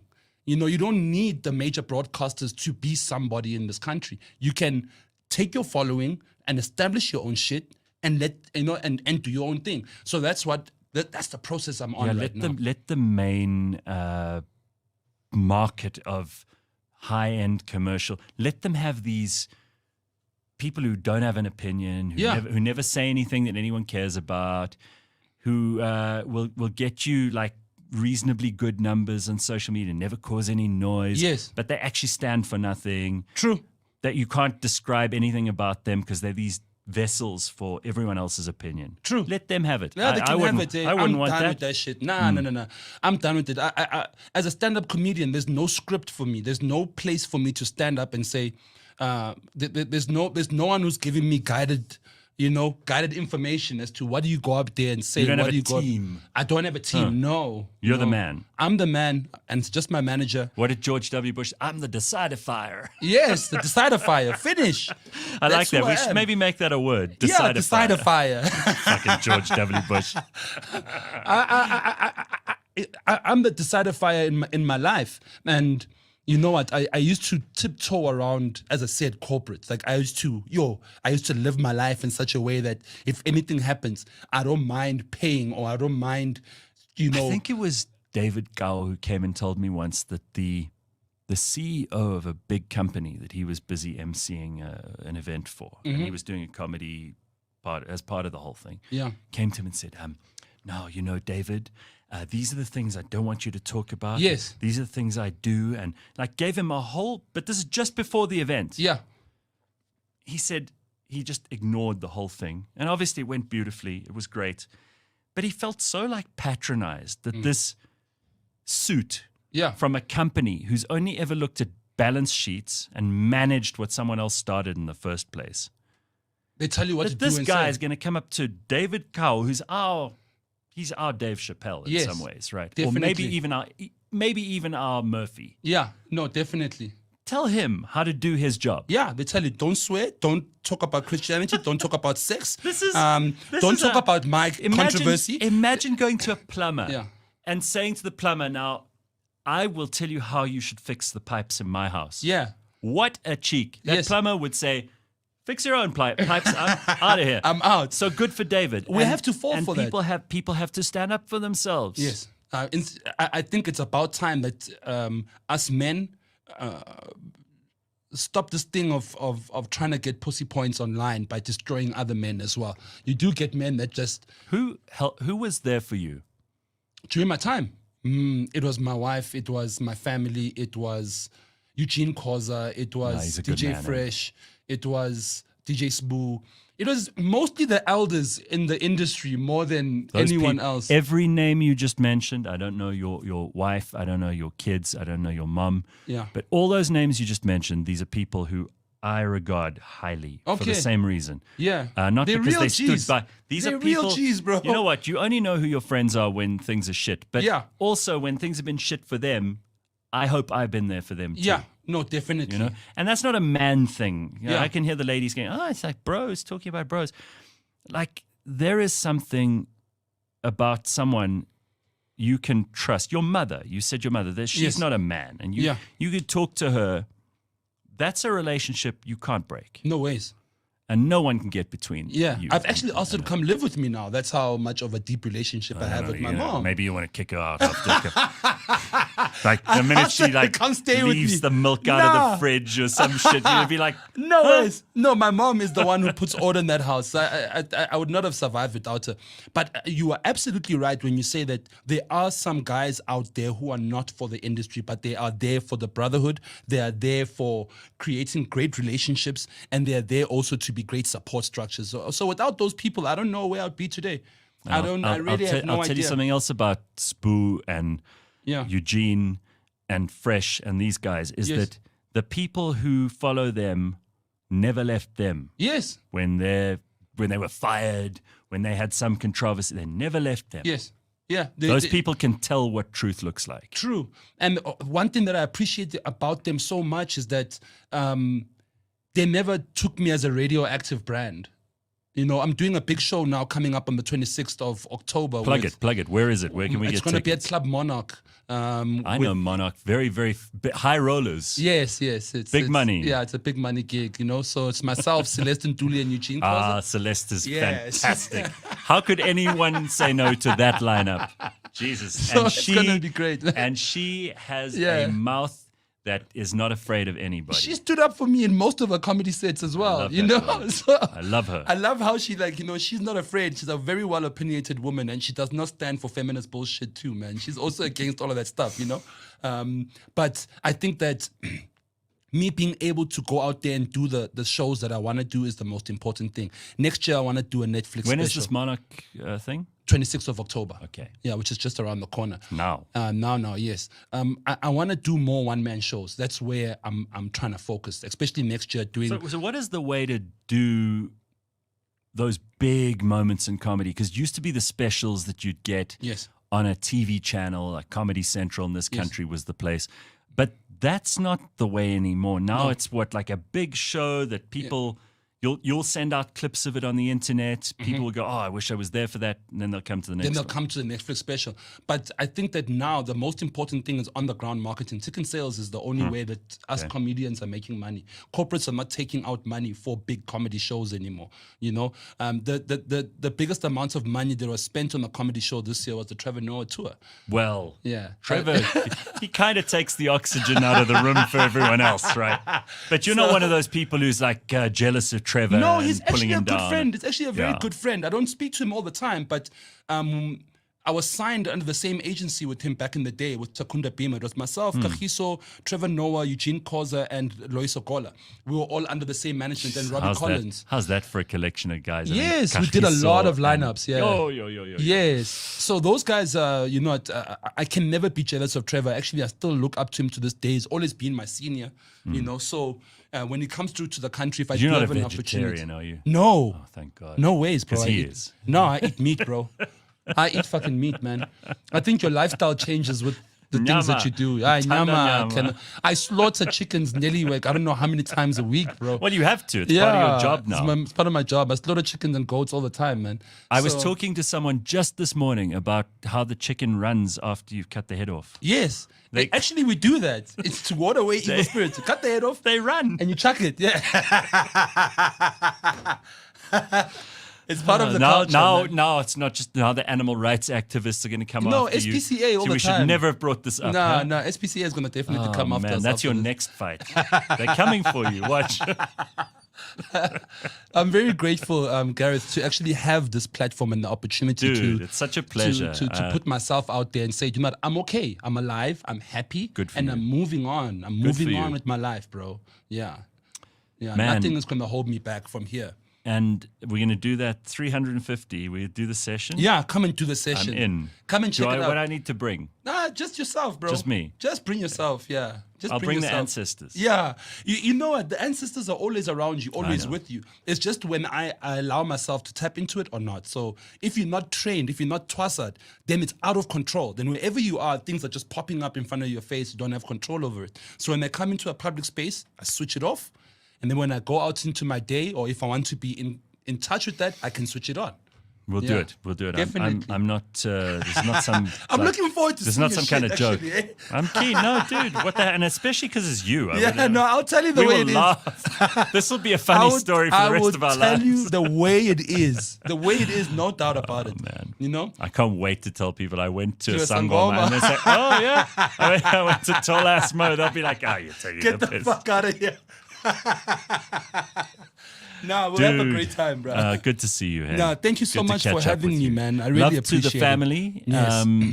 And love to all those people out there who are dealing with shit at the moment. It is tough to be alive, but it's way better than not being alive. True. I just want to also send a big shout out to Mike Bolhays as well. Oh, the security guy. Yes, Mike Bolhays. Mike Bolhays, who looks, I mean, he's the strange-looking motherfucker. Yeah, he's fucking crazy, that guy, bro. But he's actually been such a great support system. Mike Bolhays, Yeah. Really? How did you get to know him? Dude, his farm is like 5 kilometers away from mine. I got Does a he farm in supply Pretoria. the chickens? Sorry, no. He's got flamingos, bro. 4 days. He's got flamingos 4 days. 4 days. Mike Bolhays. Yes. You know, the way I bumped into him was at the spa. Bumped into him at the spa, in a local spa, and then we sparked it off because with the same haircut. I'm like, fuck, I love your haircut, bro. And he's like, yeah, other stuff. I'm like, yeah, your haircut is fucking moy, you know? Then we kicked it off from there. Him and I wear the same size sneakers, so every time I order a pair of sneakers, I get him a pair as well. That's like the most, I waited, the most random I waited relationship. the whole interview to hear the most bizarre shit right at the end. You and Mike Bolhays are like brothers. Yeah, we're dope. We even have an NGO together. Buying each other's sneakers. Holy hell. I've never heard this in my, this is unbelievable. All right. He's a cool guy, right? Listen, Tol A Mo, we got this event at Monarch. People can find you on the social media, even though you're not on some of it. Your people run it. Instagram. Yeah. Yes. So that's what Tol A Mo, one word. Yes, Tol A Mo, one word on Instagram. Beautiful. Yes, Beautiful. Yeah. Oh yes, and please, they must also sign up for eSports. There's the big. What are you doing with eSports? What I do for eSports is that I train and I facilitate eSport matches, and I also go to the township to educate kids about what it is, what is non-contact sport, what is eSports, how do you become a professional. I've got a team as well that plays professionally on CS:GO, on Call of Duty, Tekken, FIFA. Wow. So forth. Okay, Yes. another fascinating fact. Yes, that's what it is. So that's what we do. It's eSports. Please don't be afraid to find out more information. Go onto my page. We'll sign you up. We'll trial you and then take it from there. I love it. Yeah. Thank you, sir. Thank you so much, Gareth. So I nice to see you. appreciate it. Yeah, man. Thanks, my man. You're a great Caucasian, no lie. Me and Mike Bolhays.